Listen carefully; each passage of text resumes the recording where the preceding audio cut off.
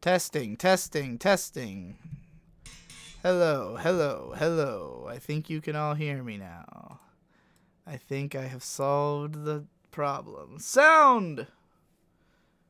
It's eerily quiet. Yes, yes it was. I assume that that sound means you can hear me. Sick. Indeed we can. Sick. Livestream is go. Hello, lovely patrons, and welcome to yet another one of these things. The first one in a couple of months, I think, because I'm pretty sure I missed last month. So maybe we'll just go extra long today and try to, it's 3 a.m. Why do you do this to me? I mean, we used to do it even later, right? Like, I tried to find a time that I thought seemed reasonable for everybody. 3 a.m. would have been a time that's reasonable for me, but maybe not so much for everybody else. Like, if there's a time in my day I would most like to do a live stream, it would probably be 3 a.m. because that's when I've got hours to just fucking waste because nothing's happening and I can't go anywhere. So I would think that's the ultimate time to do something like that. Doesn't seem like anybody is in here yet, so I'm going to go ahead and first I'm going to add everyone, and then I'm going to start reading this dude's who someone had posted a bunch of questions in the Discord. So I'm going to go through these things that this guy said. It's only reasonable because of Easter, so schools are closed, and I have no job. Well, is it Easter right now? Is this Easter weekend? I had no fucking idea this was Easter weekend. So, that's a nice coincidence. I thought Easter's not until Sunday, though. But I guess they just closed them for the whole shebang. Oh my god, I just realized that if today is Friday, that means tomorrow's Saturday. And Dick said they were doing the Dick show on Saturday, which means I'm going to have to be on at like 11 in the morning, which is a time that in order for me to be awake at that time, I'll probably have to stay up all night. And if I stay up all night, it's going to be a wacky time. It's going to be a real wacky show. But that might be for the best, because I'm good at being wacky. I think a lot of my best content has been made while I was feeling a little wacky. Today is Good Friday. How do you not know this? Why would I even, though? Like, what would require me, a man with my lifestyle, to be aware that it is Good Friday? Like, first of all, I've never even heard of Good Friday, and I don't know what it is. I assume it's the Friday that Jesus died on, and then Easter is the Sunday he came back on. So I guess, yeah, okay. Thank you. That seems to be the case. So, yeah, Jesus dies on Friday, comes back on Sunday. I guess you eat a lot of Easter dinners, and you play pin the tail on the egg. That's where they take a bunch of eggs and shove them up a horse's ass with tails coming out the other end. That's what they do on Easter. So every Easter you got to have a huge celebration. No, I haven't celebrated Easter in like a decade, I don't think, because when we were kids, you know, you would play hide the eggs, and then eventually I was old enough that I wanted to hide the eggs from my brothers, but then when they were old enough that they could be hiding eggs, there was no one for them to hide the eggs for. I think there might have been one time that Shade participated in hiding eggs for our younger cousins, but once hiding eggs wasn't really a thing anymore because everybody is now at the stage of wanting to be the one who does it, and none of us are old enough to have our own kids, obviously. Easter is kind of just a null. It's like, well, our family's not Christian, nobody wants to hide eggs, what do? Buy presents? Like, is this another day we gotta buy presents? We just had to buy presents a little while ago. Like, so my parents were like eager, I think, to just say, that one, we don't need that one. No one's gonna miss Easter. You know, the only thing that was fun about it was the egg hiding, and we're all too old to have a difficult time finding one another's eggs. Because we all know where to look. We all would think of the same things any adult would. You just gotta look around at three-dimensional space and think, where won't people immediately see? But, like, I think that Devus told me a story, I don't know if this was on the last fucking commentary we did or something, about him hiding, like, eggs underneath other eggs and shit. one year because like him and his brother got really competitive about hiding eggs from each other or some shit like that, and there's some that have still never been found like a decade later. So that's intense. Denial asking, is May going to be with you at Toricon? Yes, she is going to be there. I just got the confirmation on that today because I guess I had forgot to ask for her badge, but they said they're going to give it to me. Yeah, she's probably going to film it because I imagine I'm going to film it all just so that I have something to show for my appearance, you know? Like, that's the funny thing about cons to me. Like, that dude, Charles Dunbar, I talked about his panel a whole bunch of times. The Kill La Kill panel where he spent like an hour and a half breaking down every fucking reference that the show has to any kind of like Japanese deity. And he said he was going to write a book about it. And he was like saying that for a while. And then he just, I don't think it ever happened. I don't think he wrote the book. But like, so there's no, like, he was doing that panel that whole year. He would do it at different conventions all the time, but he never just recorded the goddamn thing and put it online, which I guess is because that would mean it was competition with himself. Like, if everyone's seen the panel already, no one's going to want to go to it. And he was getting paid to go to all these conventions. So I guess that was a good idea. But then, like, where's the book? You know, like, I still need the book so that I can show it to other people so that I don't have to be burdened with knowing why Kill La Kill is good, but not being able to explain it to people because I can't reference all the shit that he fucking came up with because it was too complicated. Like, I didn't memorize every Japanese god and fucking which Kill La Kill character it relates to. So I can never, like, make the point the way that he did. It's been torturing me for literally years.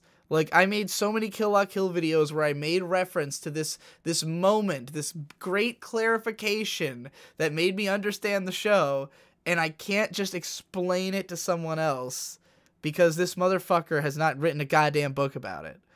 But, you know, the same things happened to me. I fucking had a Digibros episode where I vaguely explained my theory about why Char is the best anime character, and that shit's still not a video yet, so I'm just as bad. Anyway, let me read what you guys are talking about. Easter weekend. This Friday is a red day because Jesus died today. Important because he died for my free time. Don't you know about the day Jesus died? Yeah. I want to play Pin the Tail on the Egg. So I've got, okay, here we go. We read questions. Yeah, it would be lit to see us. Yeah, I saw Dunbar at the last Toricon. Oh, he was at Toricon. This panel was amazing. Yeah, I also saw the Persona games one. I saw he has a panel about Persona games and their relationship because he's like into Japanese history and gods. So he's got the Persona one, the Kill La Kill one, and then like he does like a bunch of other panels that are just generally about like Japanese spirits and shit. Like he had like 8 panels at the last Otakon I went to. It was fucking nuts. But they pay him to go. Like, I mean, Toricon's paying me to go as like I am a paid speaker at this convention. Like, they are not only covering my expenses, but like paying me additionally like $300 to do the con, you know? So like, it's basically, if I did one of these every weekend, you could have that be a living. And that's what Charles Dunbar did for like a few summers. Like, oh, he's going to be at this one. Maybe I'll get the fucking chance to talk to him. I'll fucking interrogate him about his goddamn book. Thank you, Denial, for letting me know that. I wonder if he lives up here. Do you know where he's from? Because if he's from around here, I'll try to fucking meet up with him again. Because why else, like, why would he be at Toricon? It's such a, Toricon's pretty small, right? Like, I'm not walking into a convention much larger than I realized, am I? Digi, you would never read the book, and neither would any of your fans because we don't read. I mean, if he published it online, I would read it because I already know the content of it, so I can vouch for it, you know? Like, the reason I don't read any of these anime books is that, like, there's such a huge divergence in, like, quality and understanding. May has been reading a bunch of the academic books that they talk about on, like, Pause and Select and shit like that. And she read through, I think she read all of Otaku Database Animals, which is one that I'd been hearing about forever. And she said that one was, like, super interesting. And then she also was trying to read the one that they did the last book club on. She was going to be on the book club, and she was, like, like prepared way ahead of time, but the book was really boring and she kind of just gave up on it after the first like fourth, because she was like, honestly, I don't want to have to read all of this by tomorrow morning to be on the book club, So yeah.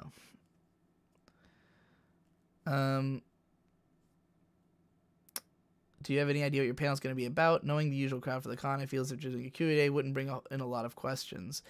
I'm going to do both a Q&A and then also, they wanted me to do 4 to 6 hours of panels. That was the request of me, was I have to do 4 to 6 hours of panels. So they were badgering me about getting it figured out, but I had RadCon and I really didn't have time to prepare. So I just said, give me a 2-hour Q&A and a 2-hour panel on the history of anime marketing, because that's what my upcoming series is about. And I figure having just a random panel about it would also be a fun way to like prepare and to think about some of the topics I want to talk about and like the sort of tent poles of what I'm going to be doing with this series going forward.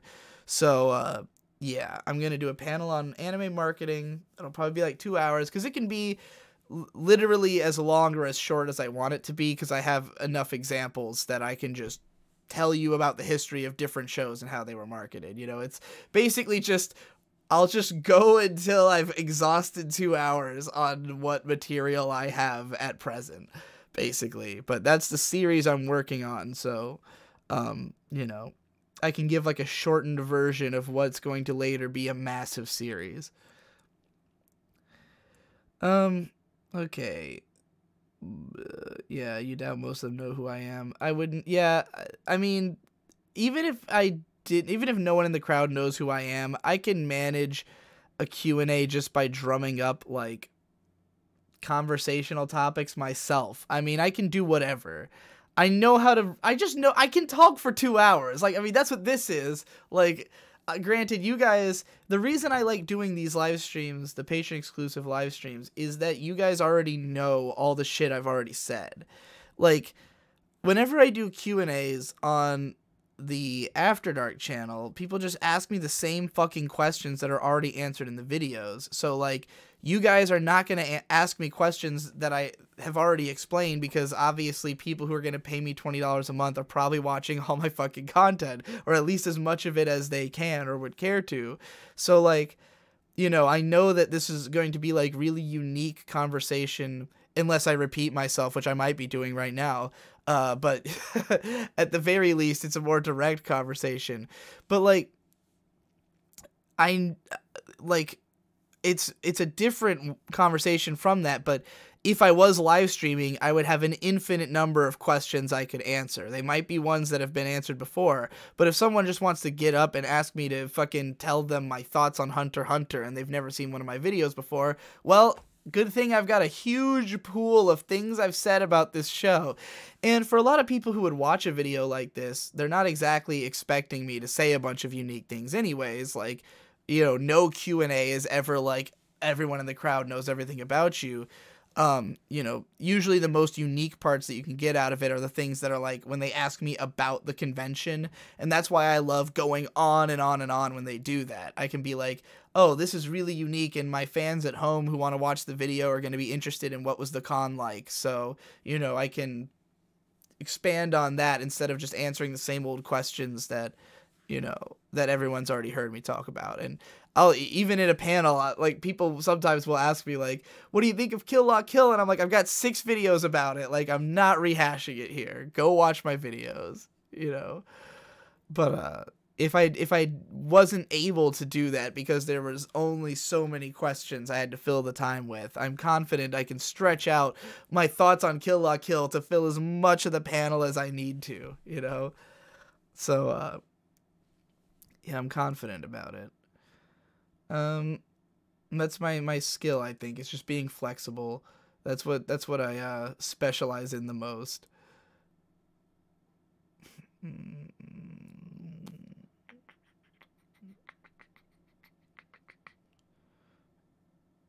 Evangelion is the only anime series I came across that has multiple books on it, so more books on specific TV anime would be cool for me to read through.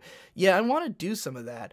I think I want to write a bunch of anime books. I think that might be what I'm gonna turn to when I'm in like my 30s and I'm sick of fucking YouTube and celebrity culture, is like, if I've got enough clout as an anime guy who's like kind of a guru, then I could see writing some books on specific creators, because there are a lot, like, there's books on, you know, Hayao Miyazaki, there's books on Mamoru Oshii, but there's no book on Hiroyuki Imaishi, and I want to write that book. And there's no book on, like, you know, I mean, there was no writing at all about fucking, what's his name, the guy, the great anime director who time forgot, and apparently me, Mori Masaki. Like, there is nothing written about that dude. So that was why I was so fucking excited to do that video, because I was like, I am going to break ground on this guy. Like, I know more.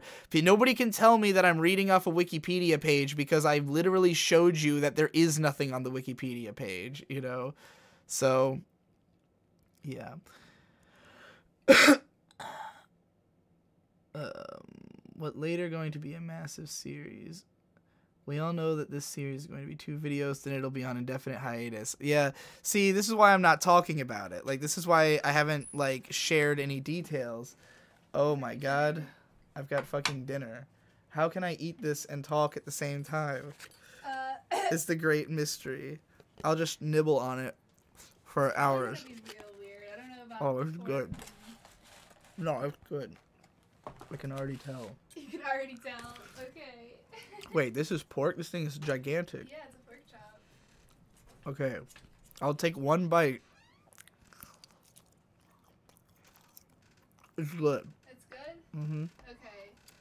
I'll come up and join you. Okay. Give me a moment.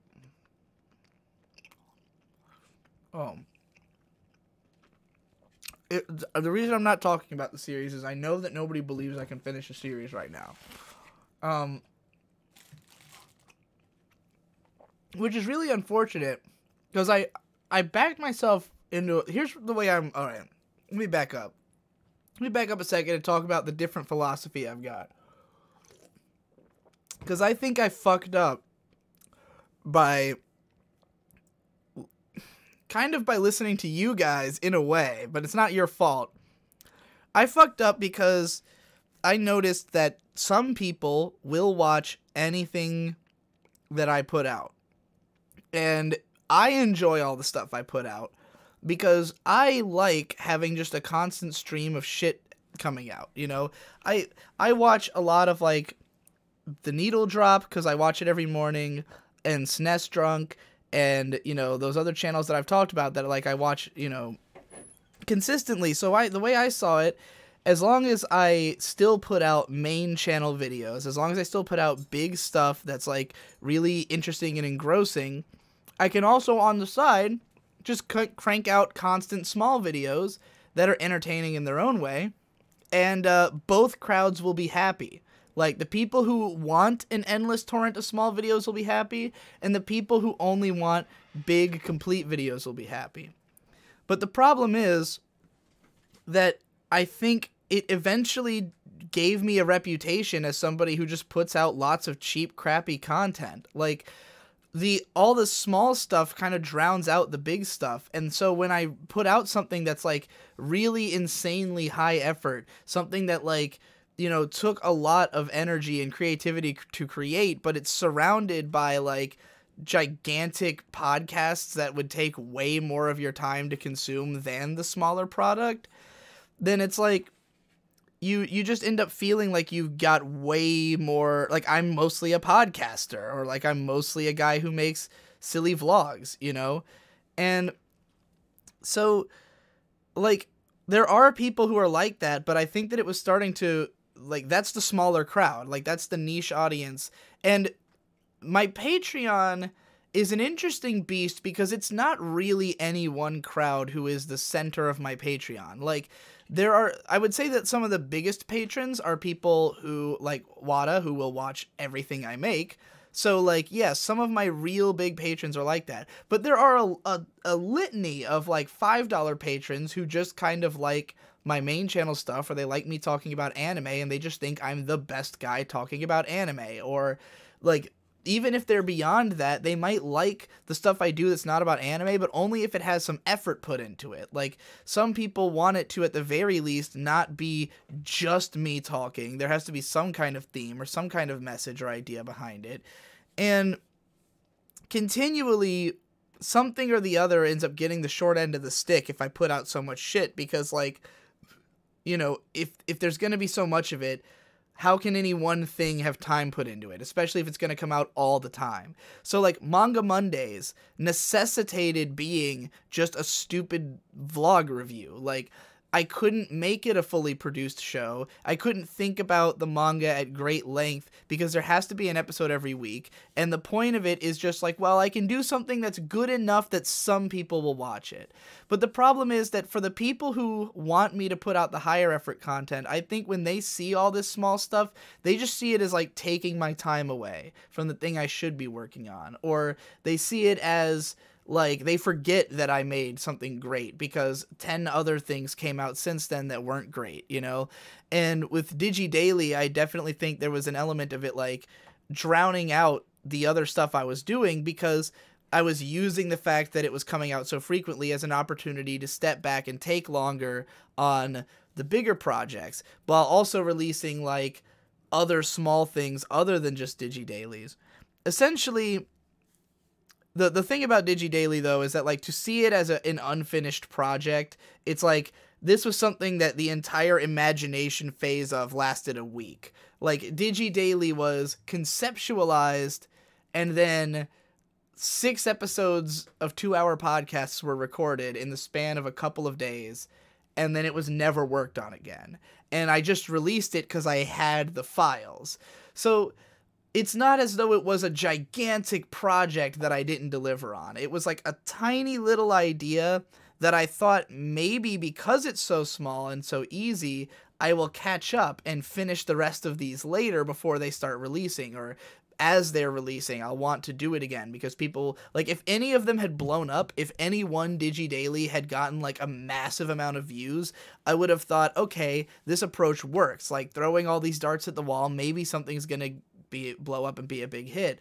So I probably would have kept making them if that had happened. But after 3 months, there was nothing like that, and it was just like, all right, well, or 2 months, or however long it lasted for. So I just kind of pulled the plug on it because I was like, this thing is actively damaging my reputation because I can't get the goddamn videos edited on time because I've been too busy with trying to make other shit. And I got sick at the start of January, and it was just kind of a nightmare. So, like, with all that stacking on top of each other, it was just like, this would be better to just end.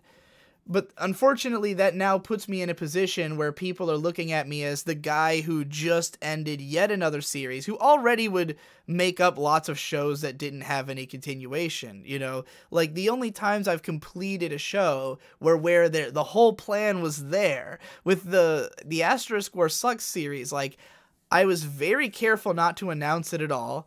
No one knew about it until it was like, I had six of the videos written before, no, I'd written like 3 before I told Devu about the series, and then I had sent him the first episode, and by the time he finished editing the first episode, 6 of the scripts were done, and then by the end of that year, the rest of them were done, so it was like a month and a half total, but like, it was all done way before it was all done coming out, and that way, I could never jinx it, and like, you know, whatever. But the series I'm working on now has been fully planned. Like, start to finish, it's planned.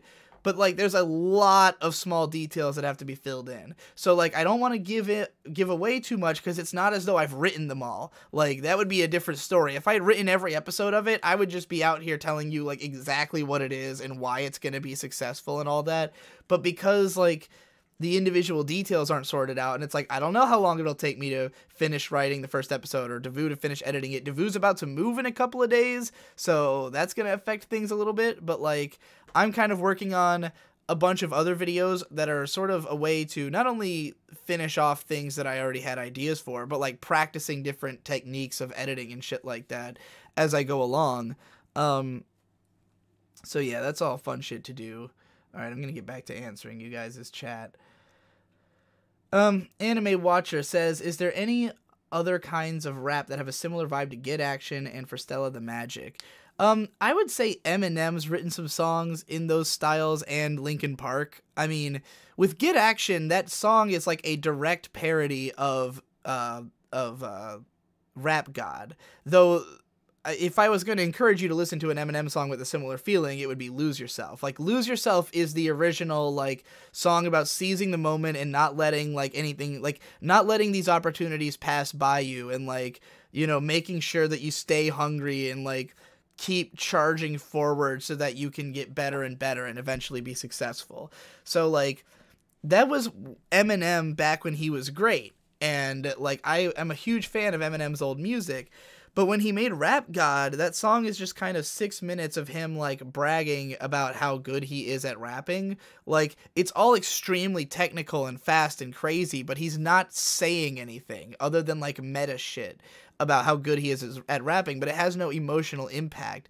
So, like, I wanted to make fun of Rap God by making a song that was, like, super fast and jittery and technical and had all these weird breaks in it like Rap God does, but one that has a actual message behind it, has like a lot of heart and has like a clear unified theme. And that's why Get Action is like one of the more powerful raps I've written, because I went at it with the approach of like, this is going to be extremely thematic.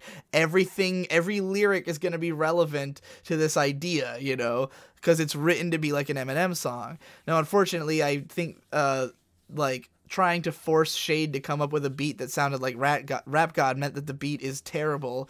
Like, I mean, it's fine, but like, it's the worst beat on the album. And recently, I think I'm going to recover Rap God, because I was listening to the song Break Your Neck by Busta Rhymes. And Break Your Neck was a song that had a Brony song based on it called The Sonic Rhyme Boom, which was made by this guy called Mike the Mike. And I did a cover of that called Sonic Rhyme Boom 20% Faster, which you can find on my Modal Soul Productions channel.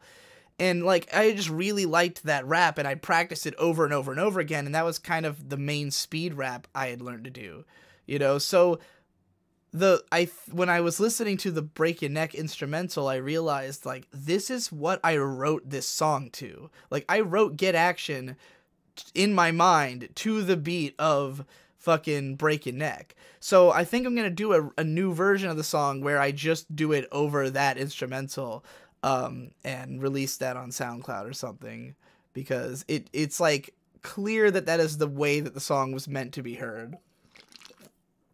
I don't know if people will like it more or less, but, you know, it'll be fun to do. As for Stella the Magic, that one is literally supposed to sound like a Linkin Park song. Now, granted, like, musically, it's pretty distinct because I'm just rapping over the ending theme of Stella no Maho. So, like, in that case, if you looked into the genre that song is actually a part of, then you'll find more songs like it, but not likely with raps over them. But, like, because it's sort of like a digitally, like, spacey instrumental, I just kind of went for, like, Mike Shinoda's rap flow on top of it. So if you were to listen to a song like Nobody's Listening by Linkin Park, that's like a similar flow. It's not lyrically all that similar though, but that's the one, like, I got a heart full of pain, head full of stress, handful of anger held in my chest, and everything else is a waste. No, I fucked it up. Everything, well, he at one point says, I hate my rhymes, I hate everyone else's more. Everything else is a waste. No, okay, he says everything. Fuck it, I fucked it up. God damn it. Fucking, I don't know what the hell I'm doing. My first interaction with you ever was that I asked you about Gnarls Barkley's St. Elsewhere album. You said you liked half the songs on it. Which songs, if you remember, were that? Mostly, like, the first half, I would say. And, I mean, I would have to listen to it again, because I recently re-listened to it, and, yeah, like, I mean, I think the whole album is good. It's just that only about half of them are songs I would, like, regularly revisit, you know? I like most of the fucking weird dark ones. Here, let me go find the album since we're here anyways. It's not like I'm on a time crunch here. Gnarls Barkley, Saint Elsewhere. All right. Go Go Gadget Gospel's good. Crazy is great. I don't remember how Saint Elsewhere actually goes. I'll just...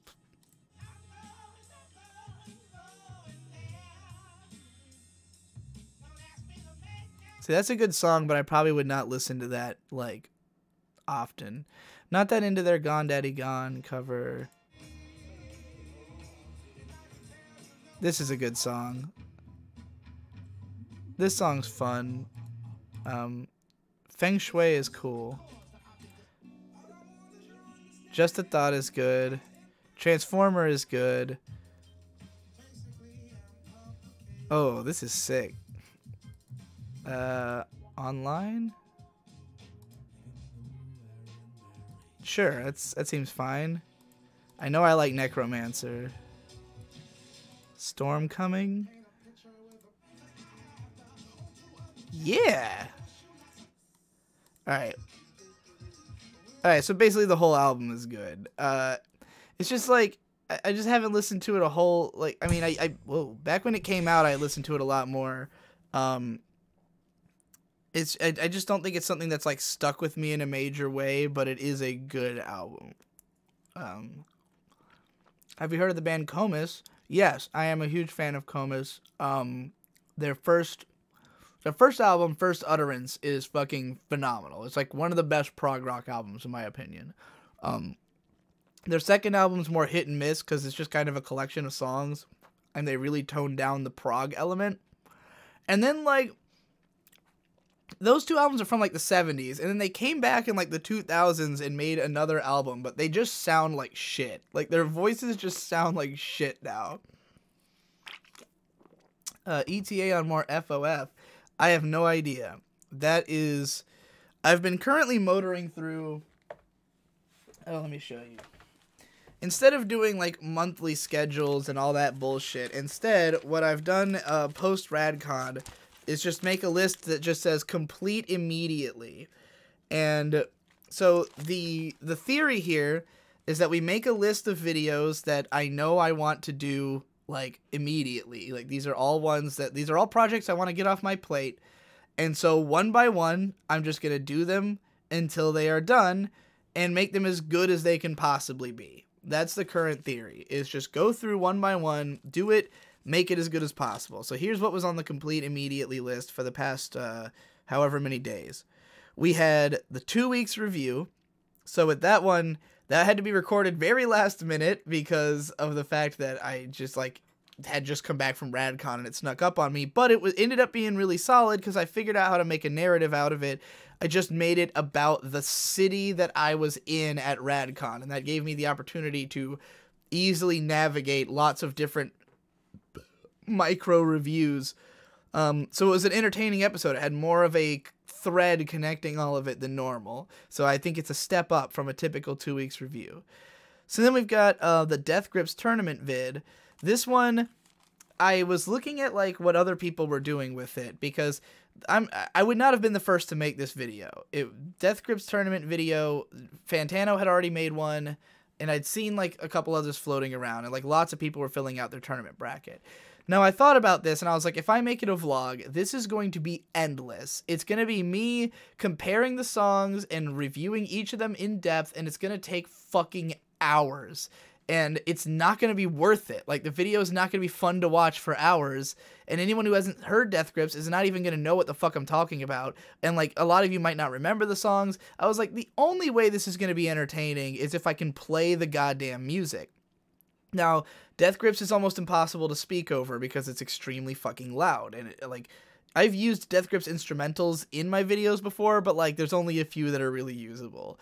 So, I figure, alright, like, there's no way I'm going to be able to like play the song and then talk about it. That's going to be boring, and it's just going to be like, it's going to double the length of the video. I got to play 25 seconds of song and then talk about it for a paragraph. So obviously the ultimate way to do this was going to be to talk about the song while it's playing, and just, I don't have to actually speak. Like, it can just be text on screen. Now, I figured I would limit, like, all of them are exactly 25 seconds. So the idea was, let's limit my write-up to one paragraph so that it guaranteed will be readable in 25 seconds. Now, unfortunately, if English is not your first language, or if you're a slow reader, it might not be, like, I based this on my, like, maximum reading speed. So, like, me, not high, I could read through all of it. But once I was stoned, I understood what it meant to be able to read a little slower, you know, because some of them were hard to finish. But the way I wrote the whole thing was chronological, and I actually thought that was a more interesting way to talk about the songs, because I could talk about their evolution, and, like, I noticed their evolution because I was, like, analyzing it while I was trying to make this video. So, like, if you read the actual text post, it feels more like a narrative being told about their music, whereas in the tournament version, I tried to make it a different kind of narrative, where this one, the narrative is about how hype it is to figure out who's gonna be on top. Because as you go, it's like, oh shit, this song lost, so, like, how good must that song be, you know? And then, like, you keep building up until you get to finally hear the really great songs, you know? And it's like, you also have those moments where you see a song that lost and it says, like, top 20, and you're like, oh, fuck, this would have been in the top 20, but it's in bracket 1, and you're like, fuck, like, well, so that means that whatever beat it is going to go to the top, right? But then you see that song get beat in the next round, and it also says top 20, and you're like, okay, whatever just beat that song has got to be the top contender. Like, this is how it's got to go. But then I stop halfway through, and I'm like, you know what? A lot of these songs aren't even powerful enough to continue, so let's just replace them with songs that the guy left off of the chart, and it gets meta, and, you know, I had a lot of fun making that video, but it took a lot of time. Like, that was not an easy edit to do. I don't remember why I'm talking about that, because it looks like the last thing I was asked was ETA on more FOF. Oh, I'm talking about my list of videos. So the next up is a review of Chlorine, the album by Oliver Francis. I'm going to do an analysis of that, which is I've been really looking forward to doing for a while. I was gonna do that even before I left, and like it's just been in the pipes for a while. I was re-listening to, I have on here just re-listened to the video Devu's making to make sure it's still good, and it is still great. Make a short video for Devu to do afterwards. So what Devu is going to be working on immediately after this video that he's been doing, he's been working on this video for a fucking month and a half, and it's been, like, consistently he's working on it. Like, it's not as though he's sleeping around and doing other shit. He's, like, actually working on this video, but it's 30-something minutes long, and it's real intense, and he's going all out with the editing. I've seen a bunch of it, and it looks fucking amazing. So I'm really looking forward to it coming out. But, like, he told me to give him another thing to do immediately after that because he needs some money because he's about to move, and he has to ship his fucking computer and shit. So I gave him a video that I wrote literally almost 3.5 years ago, which is the weird anime sex video. Some of you may have heard of this because I've talked about it before, that I wrote this video. In fact, I'll tell the whole story. I don't know if I told this story in its entirety before, about each of these videos that I wrote.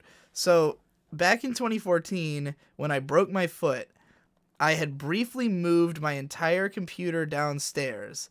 Like, I just took everything and put it in the den, or in the living room, because it was just too much of a pain in the ass to go up and down my stairs. But eventually, when I got used to going up and down the stairs, I just moved everything back up because, like, it was a real pain in the ass trying to work downstairs. And you can hear 2 videos that I made down there where the audio is dog shit. One of them is the video called Your Taste Should Constantly Be Evolving. And the reason that has, like, bad, or just not even bad, but weird audio, and it's set to footage of Gianna Sister's Twisted Dreams, is that, like, that's all I could do while I was working in that room. And so, like, while I was down there, I wrote, like, 5 scripts that never became videos that were all great. Like, 5 of my favorite scripts I've written never became videos. Well, okay, not all of them were amazing, but, like, they were meant to be stylistic parodies of my friends. So the two that I really was really proud of, one of them was called Weird Anime Sex, and it was meant to be a defense of being into like weird, crazy, like fetish porn. And it was written to be in the style of Jessie. So it's got like lots of linguistic jokes, edgy humor. Ironically enough, when I finally performed it, because I have given it to Devu, it's going to be in a similar style to the Dear Artists video, where it's like a vlog with edited stuff on top of it. But I'm reading a script this time, as opposed to just like literally coming up with shit off the top of my head. It ended up sounding exactly like Razor Fist. Like, reading this script now, knowing Razor Fist delivery, it straight sounds like I'm doing a Razor Fist video. But I wrote it back in 2014. And I had also written a review of the game Chantilly's, which was in the style of Hypocrite, which has never even been ported to... Yes, I have visibly lost weight. Thank you. This is all from having a stomach virus, as I described in the 2 weeks review. Like, I literally lost like 6 pounds from a stomach virus, which is great. Now I'm on a good kickstart, and like, I haven't exactly been eating healthy since coming home because I've been drinking Mountain Dew like crazy, but I've been trying. I've been eating my greens because Nate forced a meme at RadCon where he kept singing, "You've got to eat your greens," and it worked. He forced the meme, and now I'm living the meme, and that's why I keep tweeting videos of me eating greens. Nate's gonna make an actual video out of that, incidentally. So look forward to that. God, I'm so far behind the chat. I'm like scrolling back up because I know I haven't read any of this yet. Oh right, I was just going through I was still going through my schedule. I was telling you about the short video I'm making for Devu. Yeah. There was the Chantilly's video. I wrote a review of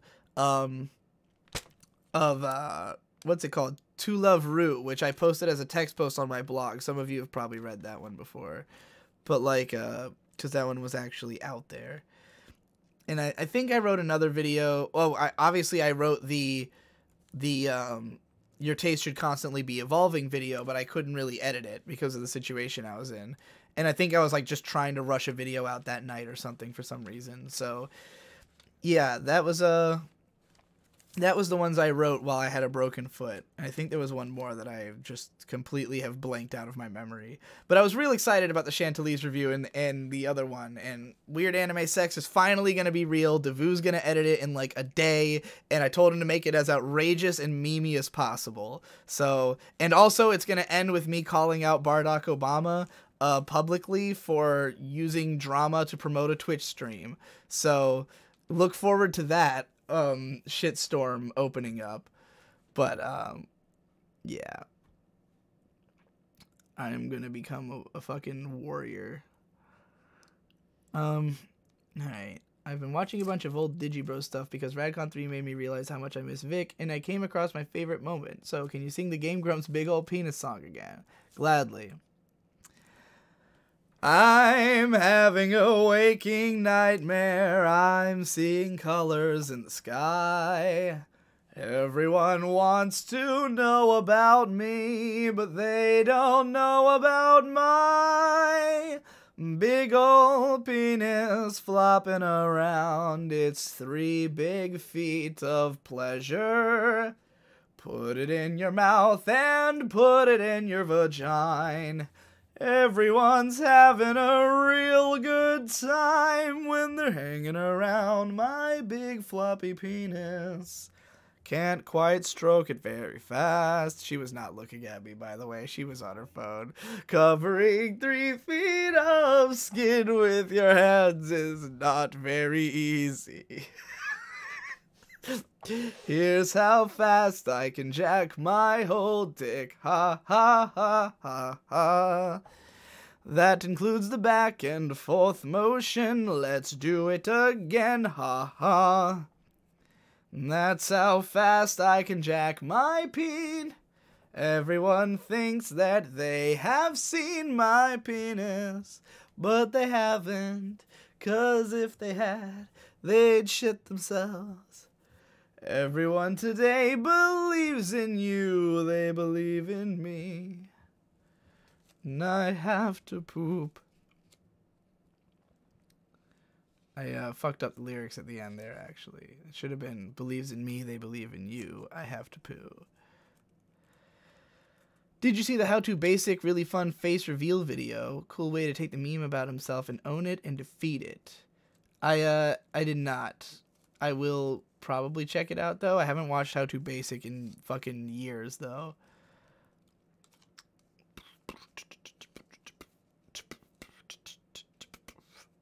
Digi is mining PPR at night. Alright, I'm just catching up on the chat. You guys, I'm mostly reading you reacting to things I was talking about like 20 minutes ago.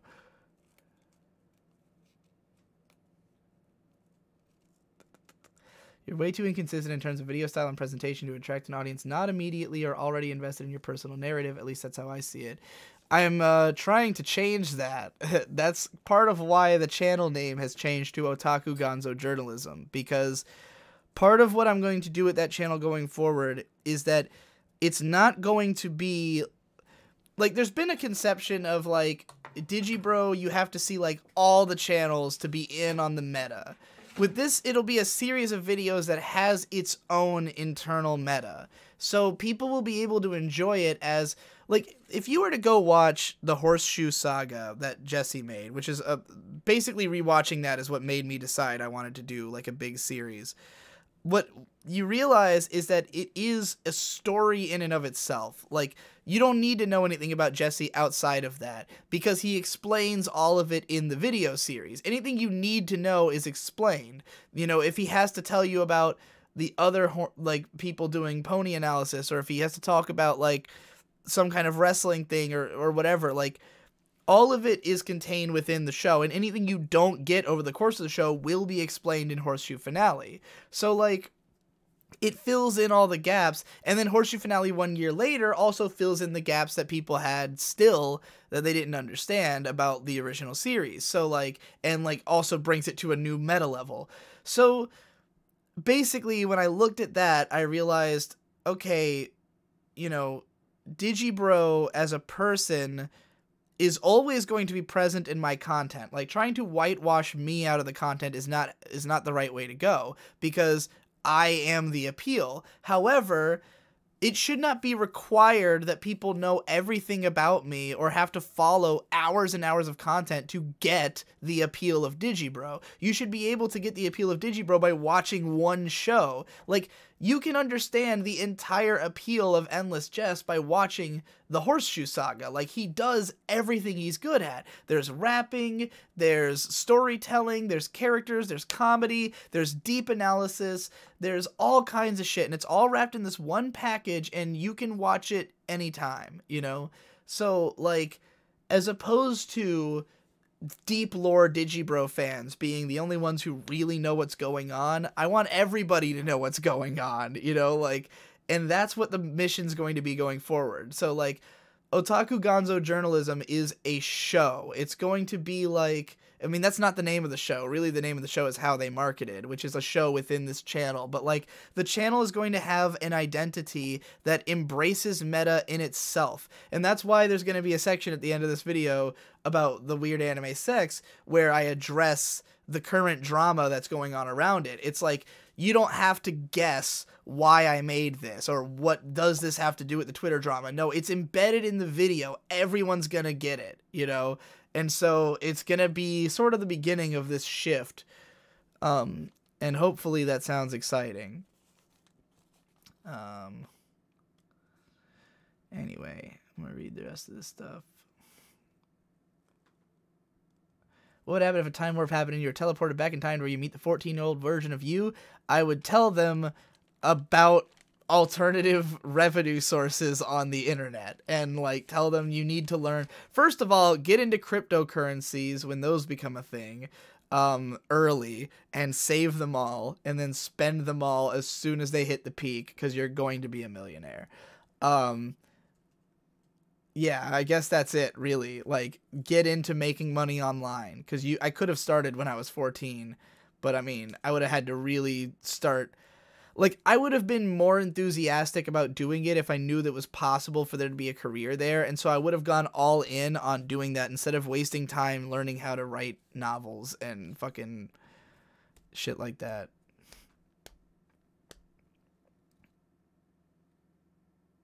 Oh, you like Without Luna a lot, huh? Yeah. I don't know anything about Pony, and I ain't seen your Pony stuff. Without Luna is legit amazing. Thank God someone discovered it. I mean, that was probably the most successful of like all the Pony songs I ever did, but it never got like, I really wanted to be a famous brony, you know, like I really wanted to have a big song. And when I first got into the My Little Pony community, I thought like, okay, well, parody raps, that takes like no effort, and I know the song well enough that I could do it, you know? So like it only got a few thousand listens, I think, in the long run, but I was real proud of it at the time. I must just be a monster, because no pony wants to see Nightmare no more. They want Luna, I'm chopped liver. Well, if you want Luna, this is what I'll give you. A little bit of loudness from the royal sister, something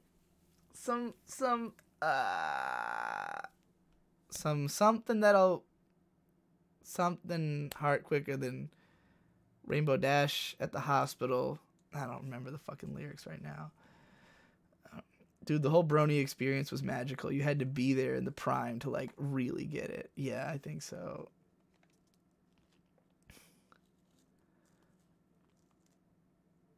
Saint Elsewhere is like FLCL levels of favorite things for me.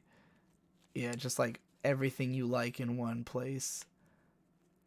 Can you tell us how the If Me and Tom Were Gay video came to be? Yes. So, back in the Pony days, Tom and I were a popular ship. And the reason is that, like, we had basically created the idea of the My Little Pony analysis community because I had made a big dramatic point out of calling myself an analysis, not a reviewer, because I thought I was not trying to make value judgments on the episodes. I was just talking about what's interesting about them. And that could mean quality-wise, that could mean in terms of the story, thematically, it could mean anything. But it was analysis, not reviews. And Tom got into the same kind of shit, and he and I became friends right at the beginning. And then when, like, a community sprang up around it, me and Tom were kind of at the center of that because we were both channels that had already grown big doing this before it was identified as, like, a thing, you know, as, like, a community. So because of that and the fact that we would collaborate together all the time and we both had pony OCs, people started shipping our OCs and just like drawing them together or drawing them doing gay shit together. And we had completely embraced this because I have always just been a take all comers approach to fan art. Like, I'll retweet most of the fan art I get unless it's like either really bad or really stupid, but like I retweet most of it. And if the reason I won't retweet it if it's really bad is for their sake, like I don't want them to get a bunch of people beating up on them, you know, if they didn't know better. So I retweet most of the fan art and like all the fan fictions and stuff like that. And so it became a meme that like you would draw me and Tom's ponies like making out or just doing gay shit. People wrote fanfics about it. I did an audiobook of the fanfic. There's like I think there's 2 different like 17-minute videos of me reading erotic fanfiction about me and Tom. So like, you know, this was just kind of a meme going around. And then I had started dating my ex-girlfriend who went by Cookie Cutter in like late 2013, and she was way into this ship. So she started up a fan page for it called the DigiCurious fan page on Tumblr, where she had collected any image of the 2 of us together, whether it's photographs of us at BronyCon as well, so like that inspired more. Now, because we were playing into this joke so much, me and Tom had first we had like an almost kiss that was like a photo that had already existed, but then we actually kissed at BronyCon 2015, I think, or no, 2014. So like, which would have been after I'd already broken up with my ex and everything. But like, I eventually ended up kissing Tom on the lips on my birthday, I think. And there's video of it and it's glorious.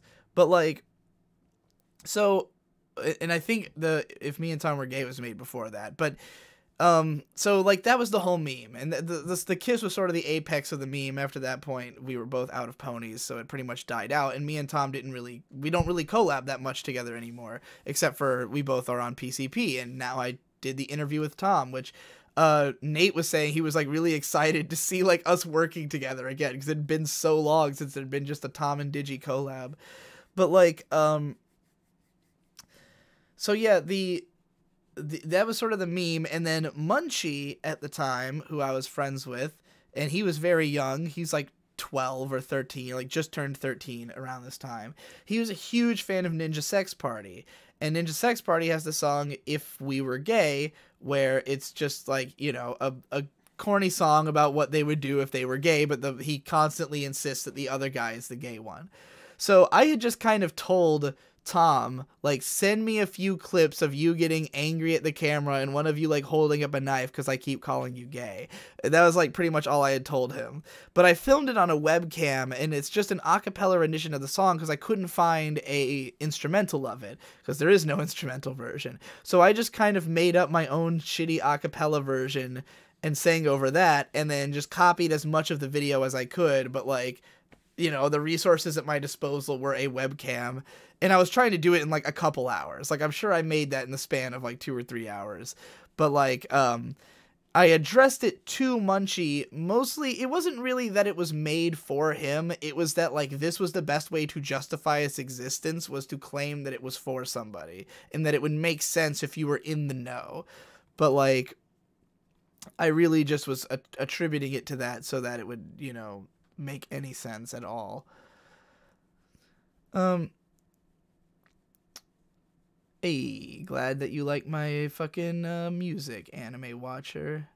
The most recent 2 weeks review was like your best solo podcast yet. Thank you. I'm really glad you enjoyed it. I fucking really went at the concept and was excited. Like, I want each of them to be a little bit more conceptual, because my biggest problem with like the 2 weeks review is that, you know, I might talk about something really interesting that I have a lot to say about, and then something that after I talk about it for 5 minutes, I kind of peter out and realize it wasn't that interesting and that the things I had to say don't matter. Or like, if it's a lot of just individual like video games or something, like I did that 45-minute one on Shadow of the Colossus, and in the end I felt like this would have been better served as a YouTube video, because like that's why I was really excited to post like the Hyperlight Drifter review when I was doing samples of the podcast, because I was like, this is just a legitimately good review of this game, and it doesn't really have any reason to be behind a paywall with people who might not have even played it. So like, rather than that, I think it would be better if there was something of like a general theme holding it all together, so that even if I am like reviewing a fast food place that you've never been to, it's part of telling this story about Sharon, Massachusetts. The reason that this review matters is that it's part of why I had a stomach ache, and it all builds up to something at the end, you know, which would have just been whatever the ending of the story happened to be. I chose the me taking a dump as the end point because I thought that was just the funniest place to sort of resolve all the feelings that had been left behind about Sharon that had come home with me. You know, this stomach ache followed me into the next day, but now that it's been flushed out, we move on, and like, we're not in Sharon anymore, you know. It's a tight specimen Paulo. Dude, you don't have a rage plan for tomorrow. Econ Lodge Motel would be a fucking hilarious rage. I don't know if I'm that enough of a rage about it. I should bring. Good thing you reminded me. I need to have a rage planned though. That's a good thing to have in mind, because I've got a bunch of rages stored up. I might do one that I called into the show with that never got played. There's one where I was calling in from like a grocery store complaining about people walking too slow in the grocery store. And I think that's a pretty good one, because that's fucking infuriating. And I think about it all the time because I go to the grocery store and I have to deal with it. All right, anyway.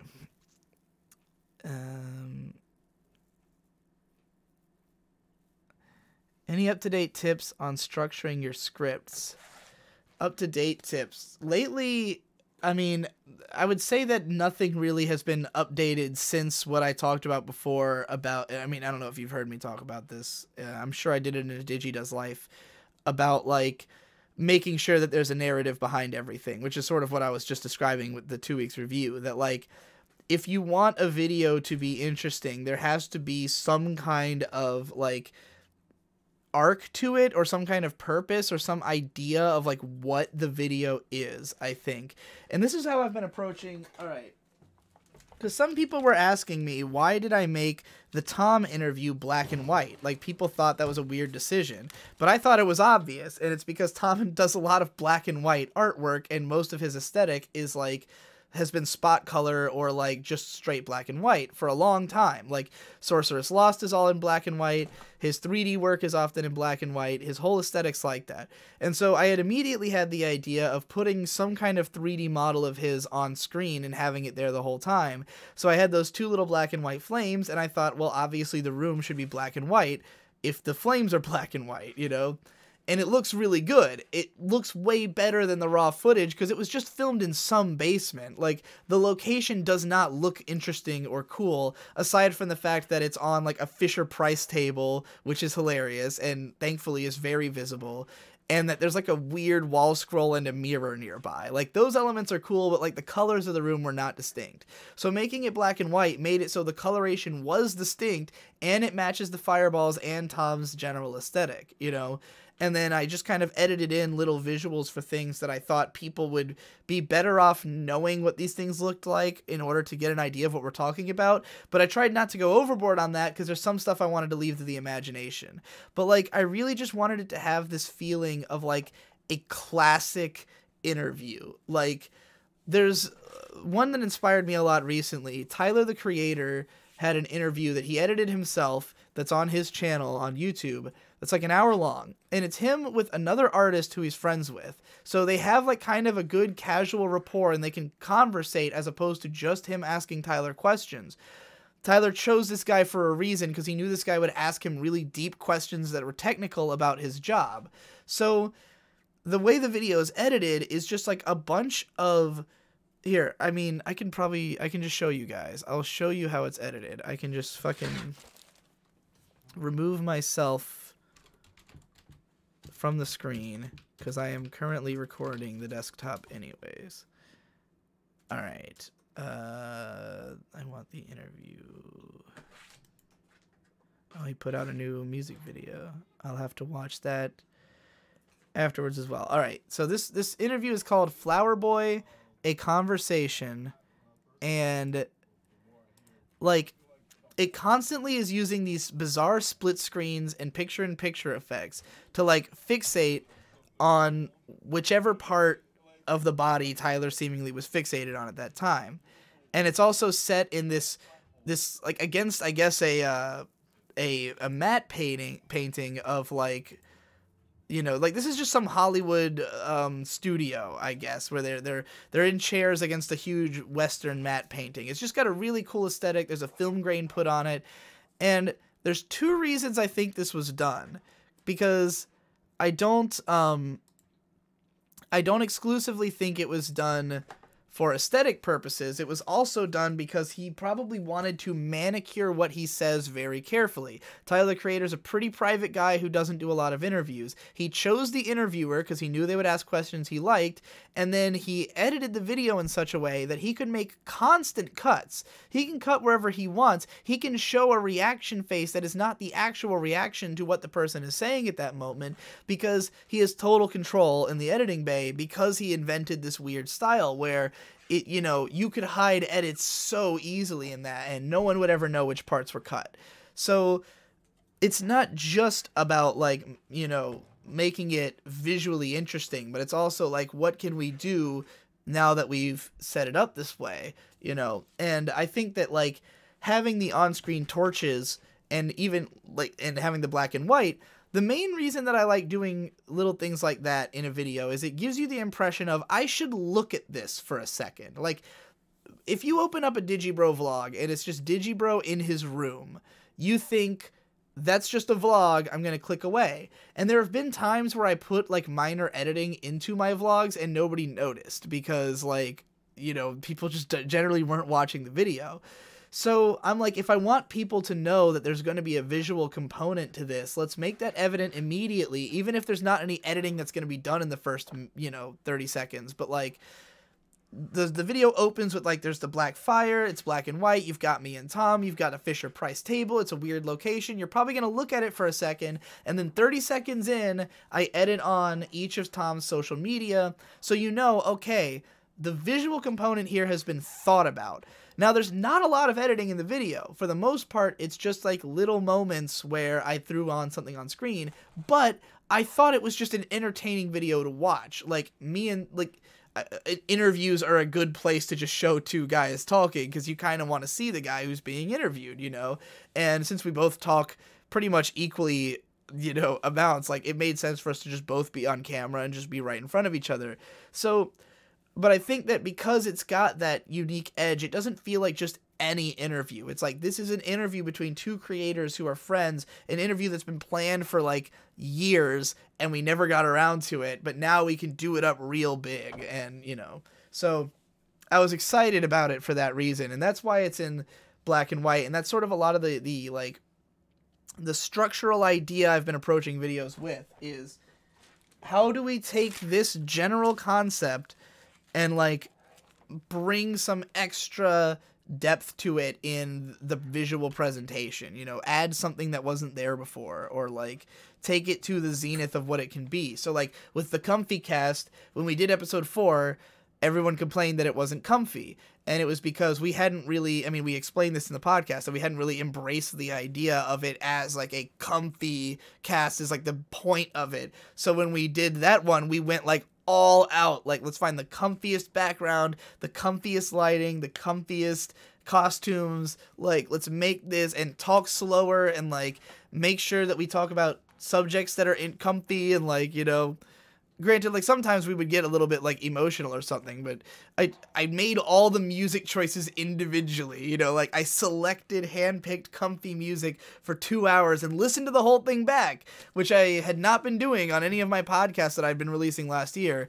Like everything I've posted since coming back from RadCon, I like examined the entire thing and made sure it was okay, and like cut out any minor shit that was a fuck up and added in anything I could, you know. So like, I just want it to be, some of this probably sounds like that's what it should be, that should be the baseline, but like YouTube does not encourage that kind of shit.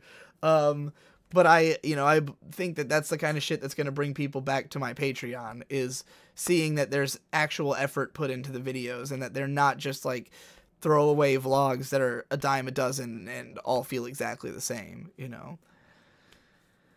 All right. Wada says, I'll just dump some of the more fun facts from having binged all of her Key to Laws videos. Big thing right now is Maddox admitted to Heather, and as of such admitted to stealing identity for the purpose of trying to get Asterios fired in a legal document under oath. Now Asterios' lawyer sent an email to Maddox, idiot lawyer, and was like, hey, this happened, I'm just giving you a chance to fix it, or I'll have to file you to get suspended. And then his lawyer went apeshit, and after 3 hours of having gotten that email, he had files request to get a serious lawyer suspended for threats and for teamwork with the other lawyers. What in the fuck is with these people, man? These people have lost their goddamn minds. Both Maddox and his lawyer have lost their goddamn minds at this point. I'm surprised there haven't been more of a shipping thing for the PCP. I'm surprised too. I think it's just that nobody's sure what ships they want to make, and especially because a lot of us have girlfriends now, it's extra like, people would rather just ship us with the actual ships, you know. I'm wondering how long it's going to be before Michelle starts getting fan art, because she's been in the backgrounds of his streams and stuff, but I don't think she's really said anything on camera before. She's on Twitter, but like, I could see her getting fan art. I'm sure Jackie gets fan art. Yeah, Jackie gets fan art. Yeah, like you get fan art, Jackie gets fan art. So Michelle's got to get fan art if she ever puts herself out there. She will definitely get fan art. Nate's kind of like, just stay low, baby. I don't know. I don't know if it's him or her who is causing her to not like appear in videos. Like maybe she just doesn't want to. Like you gotta also remember the girl. Okay. This is a story for everybody, because you guys probably don't know this. I don't know if I'm supposed to tell this story, but she wouldn't care. So Michelle literally has the $1 million pussy because the guy who she was with before Nate offered her $1 million to not break up with him, and she turned it down because she thought he was like a fuckboy. Like, it was some like rich kid who had like, and she's like a model, and she had been dating this guy for like a while, but she was breaking up with him, and he literally offered her $1 million, and she was just like, no. Shit. That's Oh all I yeah. can say. Oh yeah. I mean, the kind of person who would bribe you with $1 million to stay with them, Yeah. probably an asshole. But Oh boy. but instead she fell in love with an internet guy and then moved into a tiny, insanely hot apartment shithole in fucking Ohio to be with him. So Dude, love makes you do crazy shit. yeah. Anyway.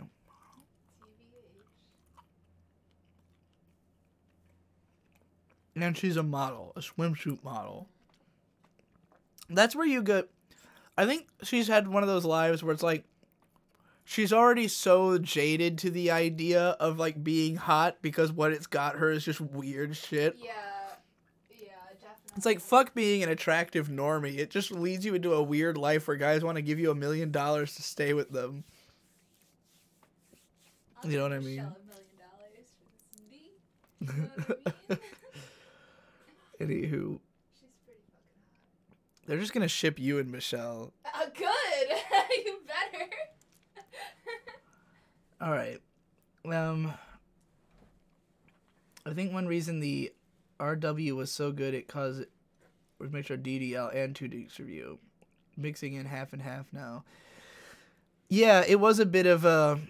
It had more of a Digidoes Life tinge to it because it was a narrative, pretty much. You know, like, I mean, Digidoes Life has always had more of a narrative side, and 2 Weeks Review not so much. But even that show could have more of one because, like, it's usually just like 20 minutes about each subject that's on my mind. I don't usually approach it as being one long podcast, but like, this is why it's beneficial to make it longer and take longer to come out, because I can actually think about it. Like, if it's only once a week, it's impossible to think about. And I'm really trying to do away with the idea that I do any regular content, like anything that's on a weekly basis, because it just limits the amount you can do with it.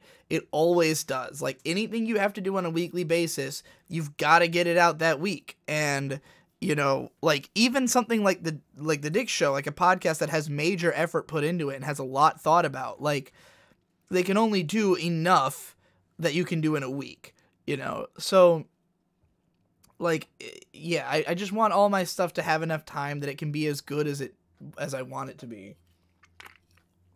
And to have thought put into it before it comes out. Because, like, with stuff like the Comfy Cast, you know, I don't think we talked about this on the show, but this is one of the 2 things we were supposed to talk about and never got to, and I just remembered it. Which is why we thought that the first 2 episodes were better than the other 2. And it's because the initial Comfy Cast was recorded just because we were kind of having a conversation and we thought, this would be like, why don't we just do a podcast? Like, what if we had a podcast on corrupting your kids? It'll be a fun late night thing and we can talk just like we do casually. And so on the first couple of shows, we had like ideas that just kind of sprung up, and then we threw them into the podcast. We were like, oh, hey, we just talked about this. We should be recording this conversation. And then we would go record that conversation. And then when we decided it would be a weekly show, it became like, let's come up with topics for the Comfy Cast. And I think that was why it ended up feeling more like lost and tangential and bullet pointy, is that like we came in with like, this is what we're going to talk about. And we kind of announced that at the start and then went on a loose tangent that lasted forever, because loose tangents are comfy, but waiting for the point is not comfy. So instead, with the next one, we did go into the new Comfy Cast with 2 Wada, 2017 Digibro. I solved my life. I just need to schedule and make everything ahead of time and on regular times. 2018 Digibro. I solved my life. I need to never make any regular content. The funny thing about that is the schedule and everything was not the problem, because the schedule was just a list. Like, this is the same thing. This complete immediately. It's just a list of things I need to do. But the difference is that I didn't decide which one is more important than the others. Because if you decide that the main channel are the only important videos, then that means you got to put out at least one a month, right? If it's a huge video, or at least once a week if you're trying to grow the channel, or twice a week if you're actually trying to grow the channel. But like, you have to think of it in the mindset of, I have to make another main channel video this week, and I have to make a podcast this week. And then like, the result is that they're all out of order. You're forcing yourself, or I'm forcing myself, to work on the one I'm not inspired to work on. I have to take a break from the big video to go make the little podcast, or I have to take a break from the podcast to go make a big video. You know, oh, we can't do a new episode of Comfy Cast this week because I have to work on a big thing. So, you know, yeah, putting dates and numbers next to it was definitely not a good idea. But I think that the idea of having, like, right here, it's just a chunk. It's just a chunk of videos. Here's the videos that need to get done right now. So we've got, like, continuing from where I left off earlier, how they marketed the first episode, which is about Be the Beginning, which is the last thing I'm going to do on this Complete Immediately list, because that's going to be the launching of the whole new series. Edit the interview with Tom, which I obviously did. Here you've got a list of edits to Tom's video that I made. So anything that was edited on screen, some of it I didn't end up actually putting in there because I thought it was unnecessary, but that was my list of edits. Obviously you can't read them because they've all been crossed out because they're all in the video, except the ones that aren't. Edit the RadCon behind the scenes video. So that's what I'm going to do next. I have a ton of behind the scenes footage from RadCon because I guess if you participated in the Kickstarter, there was some kind of behind the scenes footage level. So Hippo has assloads of it. He's already got like hours of footage, but his is all just like individual vlogs that he's just going to have like release all by themselves, but they're all like 20 minutes long. I took lots of weird short clips, so I'm going to edit all of my behind the scenes footage into like a mini documentary, and that will be, you know, released to those people. I don't know if these are going to be for sale in some other form later. They will probably solve that a lot faster than I will, since I still haven't solved how to release that shit for the last Kickstarter, but I'll probably copy whatever they come up with as a release method. So I have to do that, and then I'm planning to make a whole bunch of music videos, but okay, here's a plan you can get excited about for the future, for those of you who like my music, because when we did RadCon 3, I learned a lot about how you should run an event, and how you should think about collecting people together to make content, because for me, as I talked about in the 2 weeks review, it was like the perfect, like, trial run for what would it be like to have a you know, to have a base that we all worked at. But most importantly, Victor was there, and it was funny because Victor shows up and he's got his big professional camera and all these fucking lights, right? And Nate had hired him on because he wanted someone to be there. Like he wanted to have the nice cameras and shit for the stuff that he was doing, because Nate's shit that he had planned was mostly big productions. Well, I'm there, and me and Hippo both have fairly nice cameras. Like, I've got my Sony RX100, which is like a perfect vlogging camera. He's got a whole DSLR setup, and at first I was like, well, why do we even need Victor here? We've all got, like, decent cameras. However, Victor's camera was capable of taking hours of video at a time with no breaks. His video was capable of capturing footage that we could not dream of. You know, it was like his lighting was legit, and like the videos he filmed looked fantastic. And then I thought about it and I was like, man, we hired Victor for not that much money to do this. I can hire him again, and if I have if I have a project that I want to grind out a bunch of stuff for a few days that I need him to film, I can just hire him to film for me if I have a plan. And I do have a plan, which is I have a bunch of music videos I want to make, because I never ended up making videos for like any songs on Gay and Dead, because it just so happened that right as the album came out was when I moved away, and so there's no music videos for Gay and Dead, there's no music videos, there's no video for Ain't Yo Shit, there's no videos for Manic High Manic Low, there's like a couple of videos for God, I almost called the album Coyote Howling in the Forest. There's a couple of videos for Ghosts of Midwinter Ballers, and I was gonna make a video for every song on that album, but then some of the songs I just wanted to do more ambitious videos for, because I thought they were good and deserved that. So basically, I think sometime in the next month, I don't know when, because Toracon's coming up on like the 14th, so I have no idea when I'm going to do this. But basically, I've got plans that I'm going to fly down to Virginia Beach and just hire Victor for a few days to shotgun through as many music videos as possible. And I think that will be a great way to like launch my music career. Because I found out through research that I was doing for this video I'm going to do on Oliver's album, on Oliver Francis, that he's a guy who came up entirely through the internet. He's just a dude who was making like songs on SoundCloud and videos on YouTube, but he would put out a video like every fucking week. Like he was constantly putting out new songs and videos, and just because he had so many of them, a few of them blew up, and now people know about him. And so he doesn't still get like consistent huge views, but he's had like multiple million view count videos, and his regular shit gets like 100,000 now. That's about where he sits subscriber count wise. So I'm looking at that and I'm like, okay, well, yeah, like I've been flooding the world with music, but very little of it has videos because of the fact that I just haven't taken it seriously enough as like a career path. And also, like, making videos is hard, especially coming up with, like, unique ideas that you haven't already done when you are a one-man production crew. So instead, I'll have Victor make, like, a bunch of videos at once, and then I'll just stagger their releases, like, a week at a time. And I've got, like, ass loads of songs that need videos. Like, I have tons of songs that I would love to make videos for. So I'm going to try to do that and see if I can pump up my music career, because I've gotten too good at this to do it for free anymore. And like working with Blind Skywatcher and Shade, like they both aren't producing shit fast enough. Like they both started making beats again and made a few, which is how Ghost of Midwinter Ballers got made. That like I combined some of the new shit they were making with some of the old shit from Shade that I hadn't used yet, but they're just not working fast enough. And I'm starting to learn how to make my own beats. So like my next release is going to be entirely by myself. It's just going to be my fucking crazy ass weird experimental beats and me going crazy on top of it. And I'll sell it for whatever I want, because, like, it won't be connected to anybody else. So, like, you know, that's what's coming. Alright.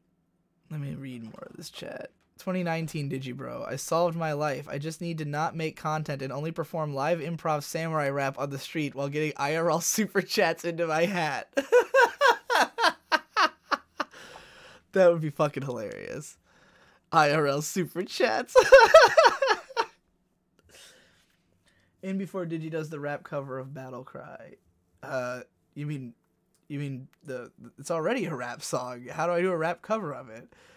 2020 Digibro, I solved my life. I just need to run for president and get funding from my street cred, and then make Patreon have to legalize weed and lollies with my government powers. Wada, I definitely have intentions for a Body Rolls music video, and it's pretty much exactly what you think it's gonna be. So, yeah. Digi has seen a fuck ton of 80s and 70s anime movies. He has achieved old fag status. I truly achieve it in the video that Devu is working on. Because in this video, the video Devu is working on is a heel turn. It's called We Have Accepted Mediocrity. And it's me just talking about how everything is garbage now and it's all the audience's fault. Like, we've accepted mediocre YouTube content, and therefore mediocre YouTube content is now encouraged and is the norm.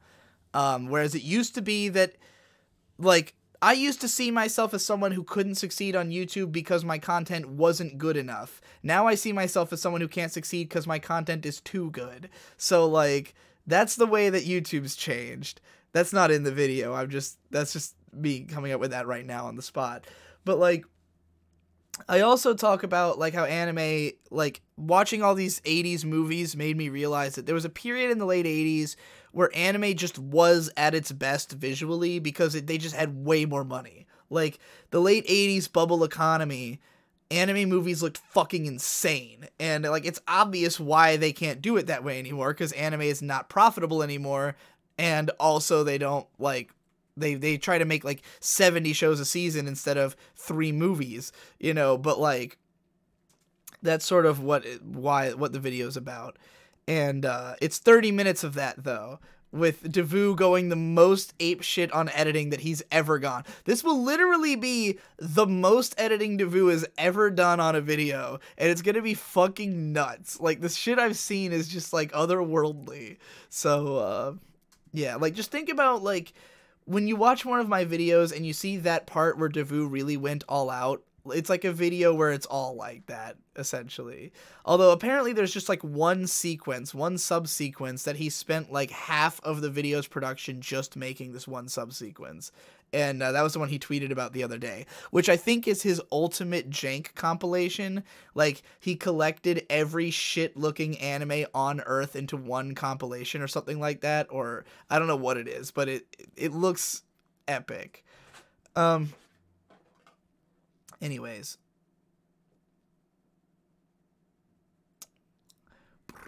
Boogie Pop Phantom. Boogie Pop Phantom's pretty fun. The books are a lot better, though. I don't know how I'm going to fucking take these Boogie Pop books coming out, because this is going to be... Alright, so they've announced that they're going to release the first 6 Boogie Pop books. Now, 1, 2, 3, and 6 had already come out before.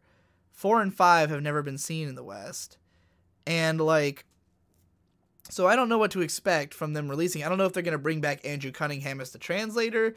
I don't know if it's going to be a whole new ball game, but they're just like, hey, there's a TV show coming out, so we're going to try again. And, like, so if it's good, like, I mean, I haven't reread these books in forever, so I don't know if they're good enough for me to, like, make a whole campaign out of promoting them, because, like, obviously, if they sell well enough, they'll continue releasing it. And I really want to read these books, but I don't know if they're so good that I need to be out there like that guy being like, oh, everyone go buy Boogie Pop so they'll release the rest of the series. I need this. Like, I don't know. But I'm definitely going to talk about it because they're making an anime. And if they're making an anime, it's going to be relevant. Now, I'm worried about the anime because apparently Madhouse did not consult the character designer of the novels at all and just chose somebody else for the character designs, and he's really unhappy about it, which is kind of a shitty thing to do and surprising from a Japanese company, especially Madhouse. But, I mean, that's what happens when Maruyama's gone, I guess. But, like, yeah, I'm worried, but if they talk about, if Boogie Pop becomes relevant, I'll probably talk about it. What DAW will you use for your beats? I've just been using FL Studio. I learned how to do it about, what was it? Like, just over a year ago, I learned how to use, like, when I was making Above the Earth Haunted, that was when I learned how to use FL Studio. And then, like, since then, I've been picking up more and more, like, techniques on how to manipulate audio and shit. And that's why my new album sounds way the fuck better than my old one. Like, regardless of whether you like Gay and Dead more overall because of the fact that the songs are, like, there's a lot more variety and some of the songs are extremely memorable, so I understand why that would be, like, most people's favorite. But Ghost of Midwinter Ballers is the first album I've made where I really like the sound of the whole album. Like, it is a fun listen all the way through, and at no point does it make me cringe because I fucked up so badly, which is how I feel about most of my music up until that album. So, yeah. DJ recently watched a bunch of old shit from Studio Gonzo, like Genkutsu, Last Exile, and Blue Submarine #6. I have fallen in love with the reboot level shitty CGI they use, since the contrast is really interesting because of an aesthetic of its own. Since you call yourself Gonzo, what do you think of the Studio Gonzo generally, all the weird stuff they still make to this day, and their legacy in anime? I wrote a whole thing about Gonzo some time ago on my blog, because there was once a time where I did like a series of sort of defenses for 3 unpopular studios. Studio Dean, JC Staff, and Gonzo, all of whom have made a bunch of great shows.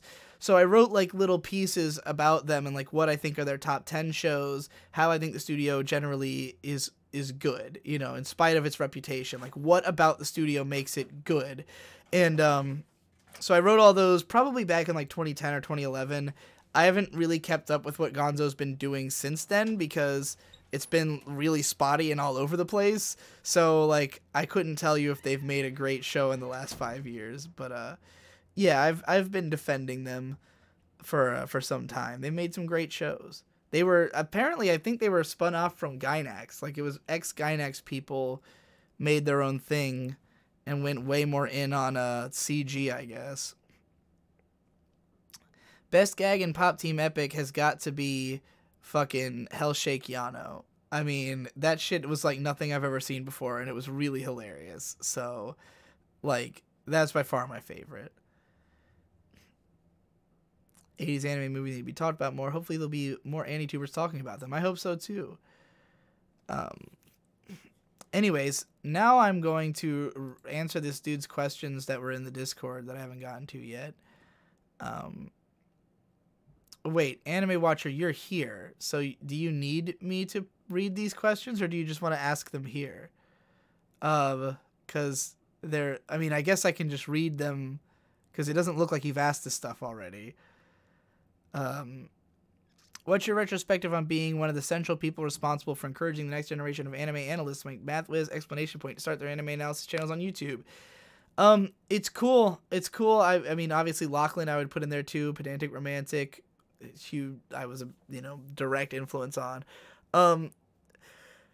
Those guys, like, I've done this before. Like, this is what happened in the Brony community. Like, I sort of inspired this charge of like people making analytical content about My Little Pony. Most of it was really bad, and a lot of the stuff that was on the same level as mine, like there, I think that for me, when this happens, like, it's rare that they make stuff that I like as much as my own stuff, just because my approach is very different. Like, you know, I enjoy Lachlan's videos, but like what I go for in my videos is just something that's like a little bit more ambitious to me. And granted, part of that's because Lachlan's younger and is more concerned about like success and having a career than like creating like an amazing artistic piece on YouTube. I don't even know if Lachlan's interested in creating like an artistic piece on YouTube, but like, you know, I just see myself as someone who's trying for something a little bit bigger than what I see a lot of these guys doing. You know, Explanation Point is making really interesting and engrossing videos, and some of them he really does go out and like when he did that whole song bit in that one video, that's some real creative shit. And like, I think that dude has a lot of potential to make some great stuff, you know, but like, I don't think he's done anything as ambitious as what I've done so far. And I'm just hoping that these people will like sort of catch up with me and, you know, try to do something more ambitious than what I've done, which like the guys in the PCP have all done things as ambitious as what I've done, I think, you know, so that's why I kind of look up to them and see them as people who are capable of that. And like, I respect them as like people I see eye to eye with as content creators, and like would not, you know, put myself above them necessarily. I'm going to start the Purple Things analysis community. Oh god, there are 100 Purple Things analysis channels. The medium is oversaturated, pretty much. Have you shown May your Lolly Shota pictures? I mean, she saw those from I made a video out of them, so May has seen most of my videos, especially on After Dark. Like, anything after the Erased video, pretty much, she has seen, because she was watching all of my content, because, you know, that's why she fell in love with me. How do you intend to survive against enormous sensitivities towards your personal views? Honestly, I am Teflon. I am a Teflon human, and I don't think a lot of people understand that yet. Even my fans probably haven't fully realized it yet, but you can't break me, because there's nothing anyone can say about me that I wouldn't say about myself unless it was untrue.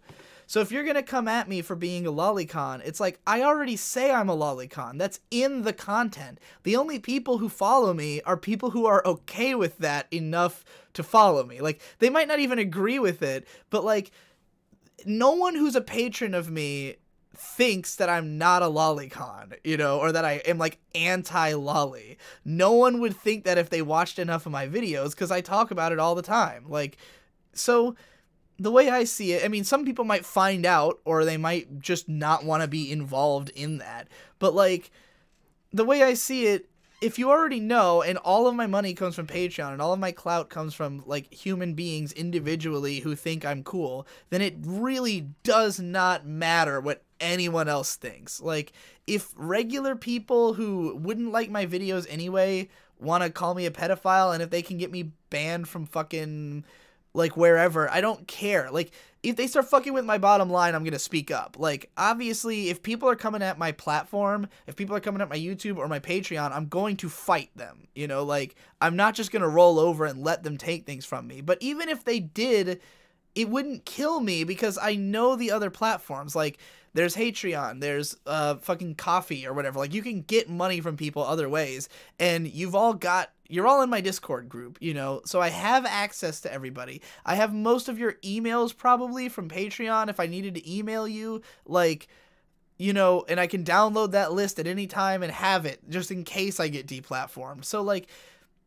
I know how to reach people. You can just fucking send me PayPal for a while. I mean, if I got deplatformed, first of all, a massive number of people would send me money just to cover my ass, because that's just what people do. When a creator who is beloved, like, gets deplatformed by assholes, people who know that they're in the right, you know, because I will be in the right because I haven't done anything wrong.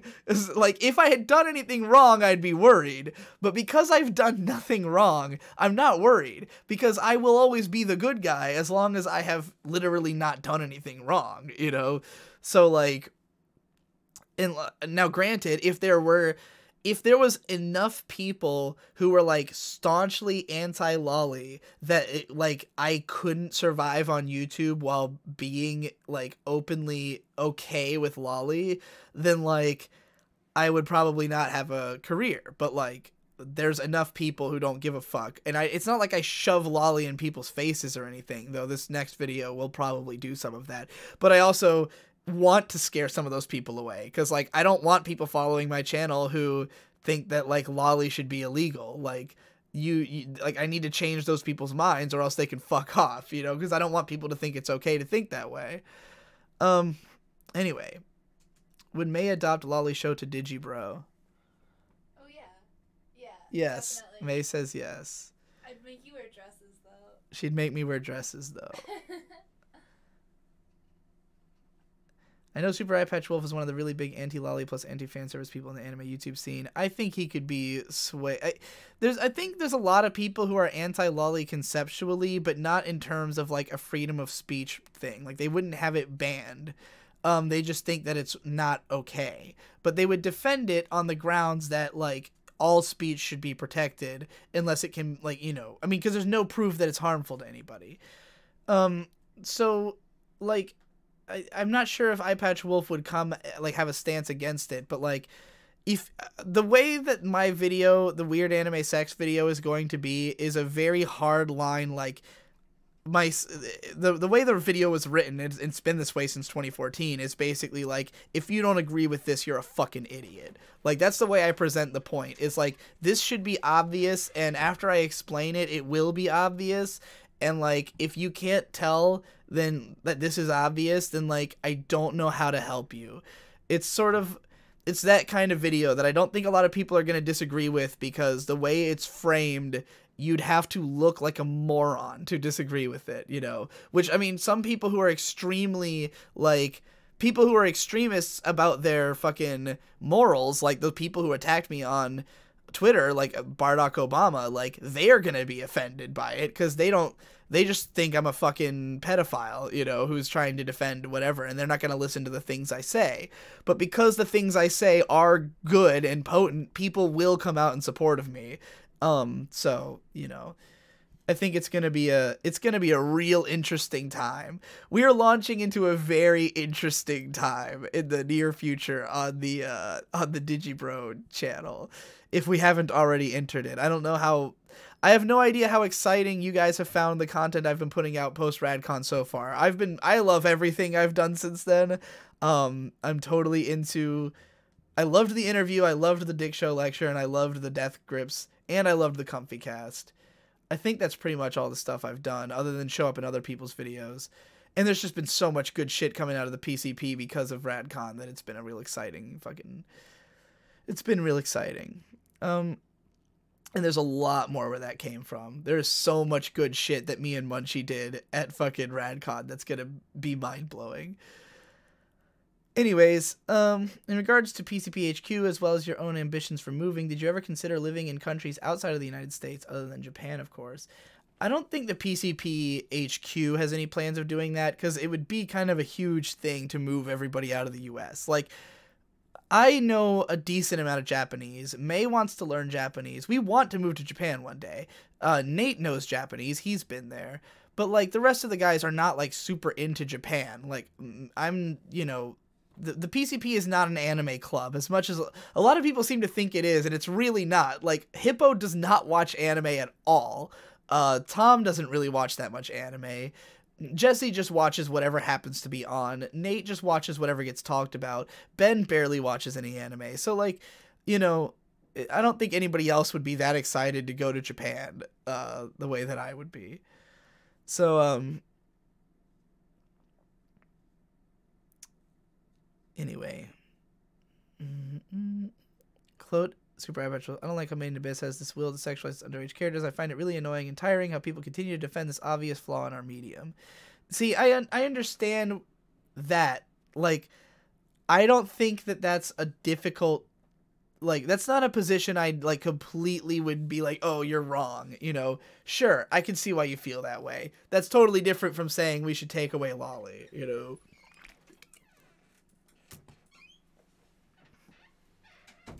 Then I also said the weird lolly stuff in Tales from the End of the World made me go, ew, but hey, it's like art or whatever, so it's alright. Funny you say that, because, like, you're the first person to really express that.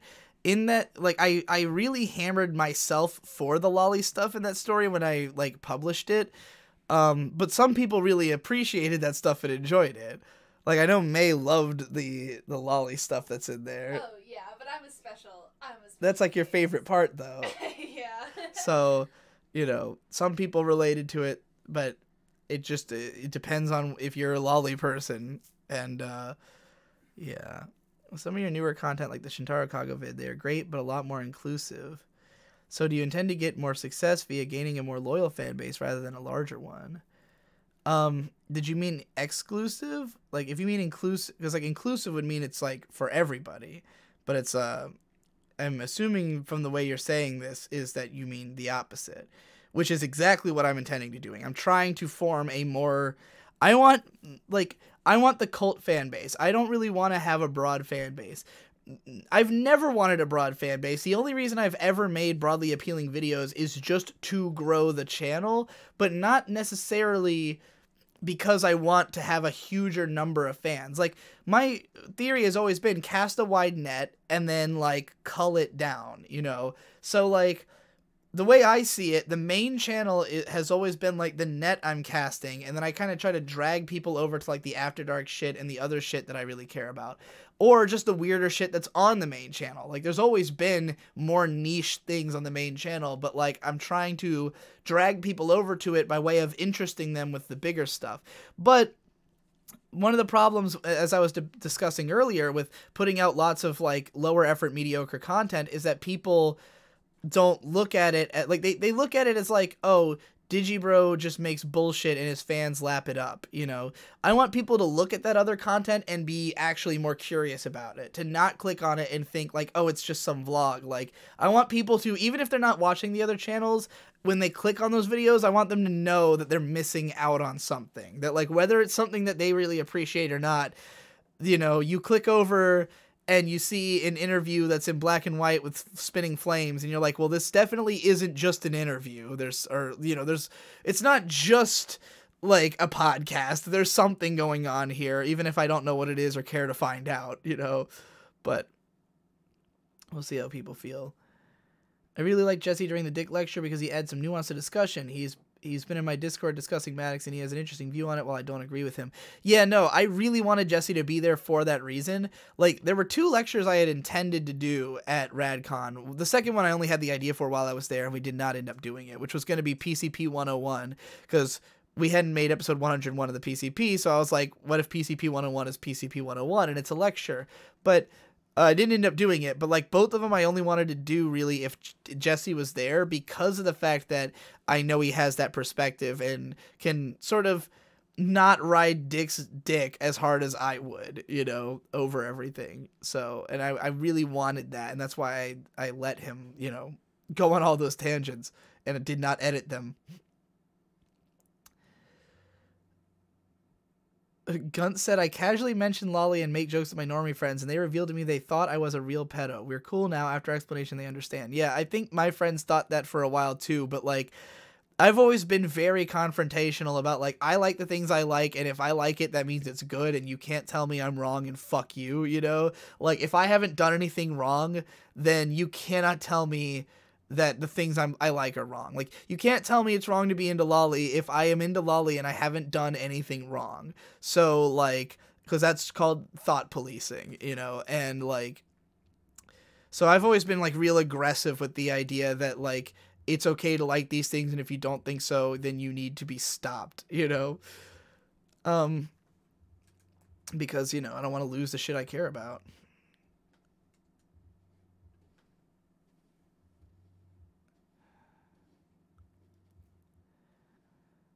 Anime Watcher said, I recently became aware of what it's like to go through the creative process, so I'm more patient with your upload right now. I'm glad. Everyone should have to make something just for that reason.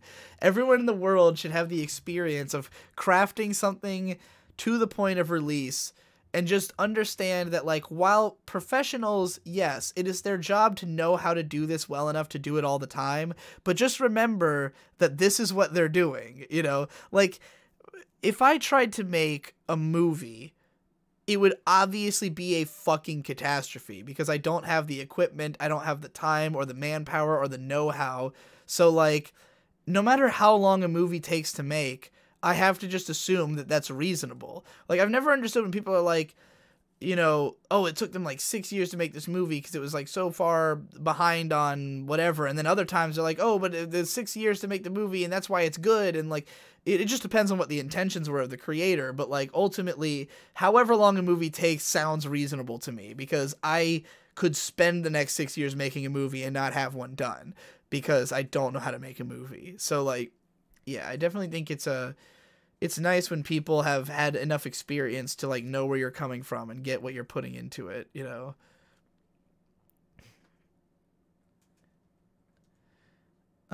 Comments on the flying colors controversy. God, what a thing happened there. That was crazy. And I think I might have killed them. Like, I was like their biggest supporter and I think I killed them because the way I saw it, Flying Colors Foundation were just a group of investment people from Silicon Valley or from LA. They're just people who do marketing for shit, basically. They invest money in stuff and help it to grow.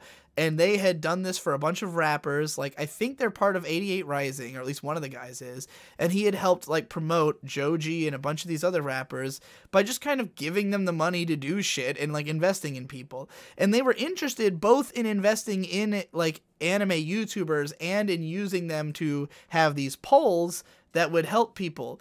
Now, I think that they thought of this as two different things. Like, they wanted to work with me, and then they also wanted to work with me as part of the Flying Colors Foundation. But they paid everybody for their first consultations that they had, and then, but they weren't registered as a business yet. So, like, I think that they were thinking, like, we'll just, once we've registered as a business, that's when we'll stop paying people and we'll become a nonprofit. But, like, it just looked sketchy as fuck because they said that they weren't doing money at all. And they're so bad at communicating and talking, and, like, they took so long to address the controversies around them that, like, I mean, granted, in the talks I had with them, they seemed really disorganized and, like, they didn't entirely know what they were doing, but they've done a lot of this kind of work before. Like, they're professionals in this field. I just think that they didn't understand the anime community enough. I also don't think they had to just fold just because someone wrote an article about them, unless they really were doing something, like, they shouldn't have been doing, which I don't know. Like, the last article published about them had some kind of, like, tied them to some cryptocurrency shit that was going on and some other, like, websites, the Otaku Coin. I don't know what the fuck was going on with all that. I just skimmed the article, but, like, because of me saying that they had paid me $100 and that article coming out, everyone else opened their mouths after that. Because apparently it just hadn't been known. Like, they had already made the claim that they had not paid anyone and wouldn't pay anyone. And so Lachlan came to me in the Discord chat and was just like, yeah, they said this. And I was like, well, they definitely paid me.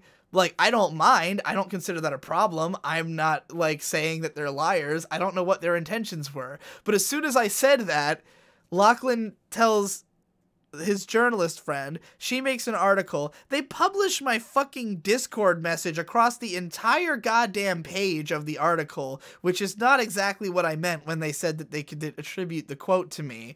But in any case, like, the article is out, and then all these other anime YouTubers, like Jeff came out and was like, oh, they paid me to, I've just been sitting back here not saying anything because I didn't want to be involved, but if Digi's coming out, then I'm coming out. And I'm like, I wasn't trying to come out. I wasn't trying to start a coup. Like, I'm just here. Next morning, like, the new article came out, and by that night, they sent me a message that they were breaking up. And I was like, welp, all right. How did I grow my hair long? I just don't cut it. Last time I cut my hair was a year ago. When I first moved up here in like what, May? Or when I first visited. So May 22nd of last year probably. And I'll probably cut it again on like the same day because it'll get hot and I'll be sick of it.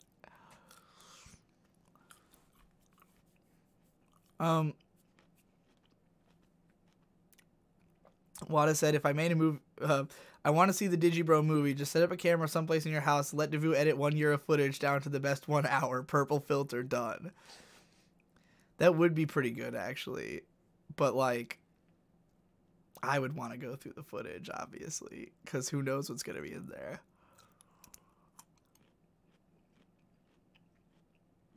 If I was trying to get into magical anime, what should I start with? Heartcatch Precure. Heartcatch Precure is, like, it's a Precure show, it's made for little girls, but it's got, like, the most stylish character designs, it's got the best action scenes, and it's, like, one of the better Precures as it is anyways. That, or Cardcaptor Sakura, because it's a classic. I don't know if Sakura will, like, if you want to watch modern magical girl shows, like, you're basically going to be watching Precure. So watch Heartcatch if you want to get into, like, currently airing magical girl shows, because that's what they're all trying to be. But if you want to see, like, classic magical girls, you know, Cardcaptor Sakura is closer to the style that they were in the 90s. Sailor Moon, obviously, is a great one as well. So any of those, but, like, yeah.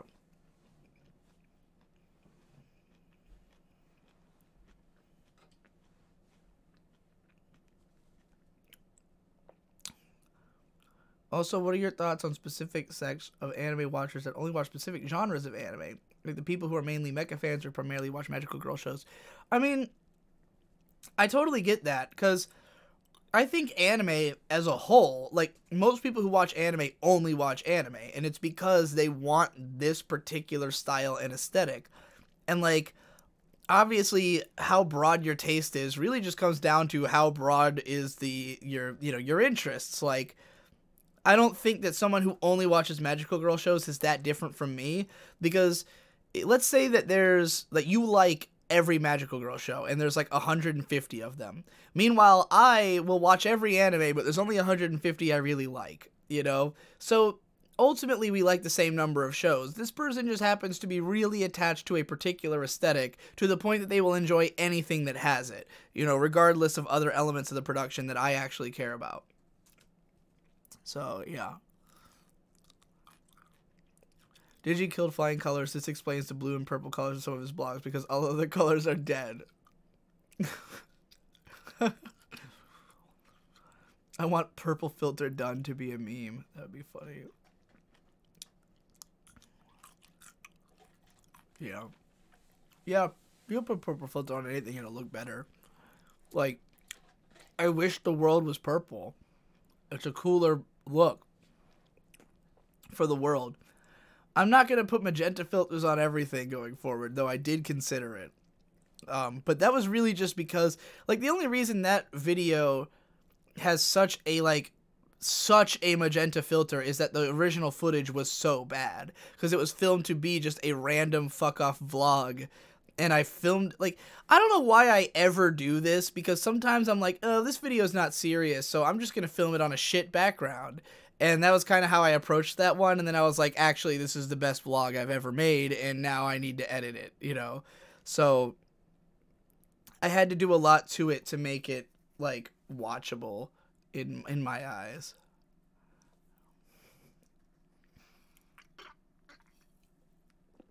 Purple sodas. I could review all the purple sodas, but I mean, they all... That's actually an interesting idea. Because I was about to say, well, they'd all taste basically the same because they're all the same flavor. They'd all be grape. And then I was like, wait, that's all the more reason to try them. Figure out which one's the best purple drink, you know. That's not a bad idea, and I could do the whole video in purple, and it'd make perfect sense. Wada, I think you're onto something. Expect to hear back from me in the future about this. In like 3 days, when there's a vlog that comes out called the Purple Drinks Vlog. Thanks, Wada. But yeah, I was saying earlier, like, I definitely am trying to go for more of a cult and niche appeal because, I'm starting to get frustrated. Like, for instance, I made the hottest goss in the universe lecture, right? The PCP Uni lecture, and a bunch of people were commenting on it. Why didn't you put, like, Dick versus Maddox in the title or the biggest problem in the universe in the title? Like, it's called the hottest goss in the universe. Now, obviously, I did that because, in my mind, that is the best title. Like, it's a title for the lecture. The lecture is not secondary to the content it's talking about. Which is what... When you make a clickbait title on YouTube, you're basically just trying to draw all attention to the thing you're talking about. Is it Star Wars? Draw all your attention to Star Wars, and then what about your video makes it so you need to watch this Star Wars video? Like, what's unique about your take on Star Wars? Why Erased was never that good? Like, all the focus is on Erased. None of it is on this video. Because this video is just piggybacking on the original. That's what those titles do. That's what it means to make a clickbait title, in my opinion. And I think those are great titles. Like, they're entertaining and fun and they make you want to click on the video, but it's not a title for this piece of work. My lecture is The Hottest Goss in the Universe, a PCP University lecture. It is not secondary to the Dick Show. You can watch this as a standalone piece of art, and it makes sense on its own. It's fun to watch that way. It's not just made for the Dick Show viewers. It's made for anybody who wants to know about the hottest goss in the universe. So that's why it's titled that way. Now, what people don't understand is that you can market a video through things other than clickbait. For instance, I knew for a fact I would end up on the Dick Show because of making this. Because Dick's already invited me to come back on the show before, and the only reason I didn't is that I didn't have an idea. So, like, I already knew that the marketing for this video is pre-baked into it. I just go on the Dick Show and tell his fans to watch it, and then I've got all of them. And anybody who doesn't care or doesn't know what the Dick Show is will just watch it because they're interested in the video. What the fuck is the hottest goss in the universe, you know? And I'm, granted my thumbnail is pretty shit, but I just didn't know what to do. Munchie is apparently making me a thumbnail for it, so look forward to Munchie's thumbnail for the Dick Show lecture, but, like, you know, I want to embrace that side of things, this idea of, like, my content is not secondary to other content. It is its own animal. It is good on its own. It needs a title that befits the content, that is a title for the video. Like, Belching Fart 1, you know, like the video I put out today. If anyone hasn't seen Belching Fart 1 yet, check it out. I love it. It's a great time. It's a shitpost. But it's a shitpost with Munchie at, like, his highest shitposting potential, and me editing around that to the best of my shitpost ability. So yeah, that's a fun time. And it's another one where, like, when I went into it, like, when I came up with the idea of Belching Fart Podcast, it was just going to be a bunch of audio stuff. But then I was like, well, why stop there? Like, I don't have any particular video that'll make sense for this, but at the very least, we can aesthetically match the tone of the podcast with the video and audio presentation. So, you know, it's more of a tone piece than anything. I know you watched Red Garden back in the day, but did you ever watch the OVA follow-up? No, I have not yet. But I am interested now that you've told me it's super aesthetic. Editing might be fun to learn since I'm approaching it from a more film perspective. Maybe so. I definitely think editing is the most fun if you're trying to solve a problem. Like, or if you have a clear-cut goal. Like, for instance, with my Death Grips Beatdown Madness video, I enjoyed editing that because it basically had two phases, the creative phase and the mechanical phase. And it's very easy to do the mechanical phase because it's literally just do the same thing over and over again. So the creative phase of that video is I had to listen to every Death Grip song, and while I was listening to it, write a review of it. Now, thankfully, I'm very familiar with their whole discography, so this was not difficult. Like, I already kind of knew what I was going to say about a lot of these songs before I even wrote about them. Like, because I determined the whole bracket first. Like, first I figured out what was going to win, and then, or maybe that's not the case. Oh, I definitely, like, sampled the songs if I wasn't sure, but, like, most of the time I was completely sure which one was going to win. So, like, I figured out the whole bracket, then I listened to the whole thing and wrote reviews of each song, and that was, like, and then I figured out how is this going to look. Like, I edited together the first couple of minutes the first couple minutes just to, like, see how the video would flow, how will we track movement, you know, are we going to do loser out, like, how are we going to make this make sense? And all of that was like the fun creative part. And then the editing was just literally plug and play. It was like each song is 25 seconds long, so we just copy the, you know, we just throw in the song, we throw in the text, we throw in the thing, they're all the same length, and that's just like, you know, mindless. Whereas when you're in the middle of those two and it's like it's not that like if I'm doing, let's say I have to put in all the scenes from a show. Like, I just wrote 3 minutes of analysis about a TV show, and the only thing I can really think to put on screen is scenes from the TV show. Then that means that, like, what I'm doing is not creative. I'm just putting the scenes that match the things I'm saying into the timeline, so it's easy enough to do, but there's no clear mechanical way to do it. You have to go through each episode, find the clips, and put them in, and that is fucking boring, you know? So that's where editing becomes a nightmare, and that's why I hate doing it so much and why I always hire Devu. But, like, both me and Devu are now at the point where we're like, well, you know, we're making enough money off of this that we don't have to make these fast. We don't have to try to crank them out constantly. We want to make them better. So instead of ever having videos that have no thought put into the editing, let's just make sure there's always thought put into the editing, and then it'll be better and it'll be fun. So, like, you know, it's just the right way to do things, I guess.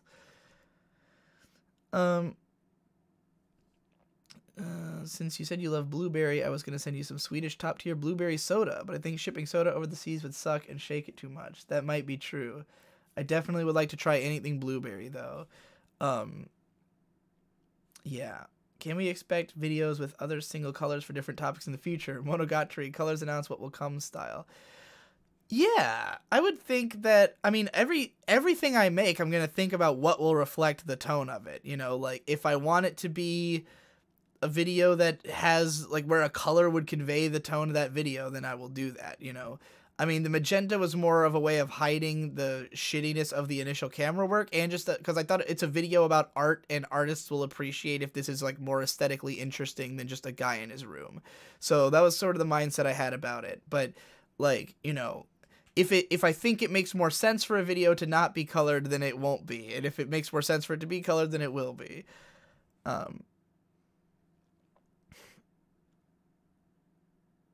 Gunts, you edited an econ video? I didn't even know that happened.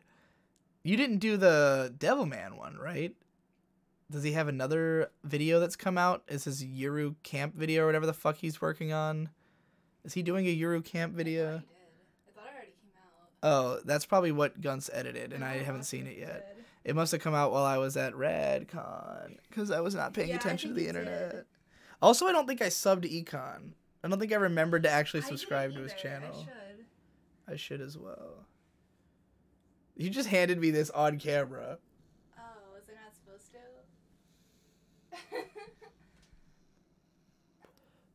It's just the first time I've ever smoked weed on camera. Which I'm like, we're towards the end of the stream, so I was planning to just end it and then come smoke with you. But like, yeah. I don't know. it's just really funny. That was a vaporizer, by the way. If you've never seen one of those, that's a weed vaporizer. It's like 100. Here, let me see that. This thing, it's like $110 for a fucking wooden box that's like got the tree of life carved into it. And like on the inside is a tray, and you like set weed in that tray, and the tray heats up by way of you just pushing a battery into it. You just push a naked battery into this box, and it like heats up a plate, and there's a hole in it, and the smoke comes out the hole. So this is like the most low-tech apparatus imaginable, but it's like $110 because everything involved with weed is either like weirdly dangerous or just like super minimal in its approach. Yeah, like it's like handmade. Like all the different stuff that we have to do. Like, okay, if you're just smoking it normally, you're gonna burn through lighters super fast. Like paraphernalia is expensive. If you want to get a special lighter that can like have like, you can get a jet lighter that uses fucking what's the shit, the gas I always have to put in that shit called? Butane. You can use a butane lighter, but you'll go through it in like a day. Or you can use a fucking you can use a refillable Zippo lighter, but you have to replace the wicks every week or so.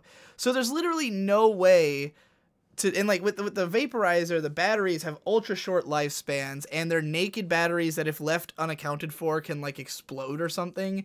So like all of it is either dangerous gas, and you have to use it constantly, you know. It's crazy. I don't know why it's like that. Like, I don't know if it's just like the culture is like, oh, we're all badasses because we do illegal stuff, even though it's legal now. But hopefully it'll change in the future with, you know, the legalization going through everywhere. We need to get Davu to go back and remaster all the After Dark vlogs like he did with the Kill La Kill video, but all he does is add a purple filter. Done. That would be fucking hilarious. Alright. Alright, it's 5 in the morning. Let me sleep. Alright, Wada, I'm gonna let you sleep. This is it. Thank you, everybody, for coming out. This was a fun stream. I'm glad that I picked a time where enough people were here for it to, yeah. Bye!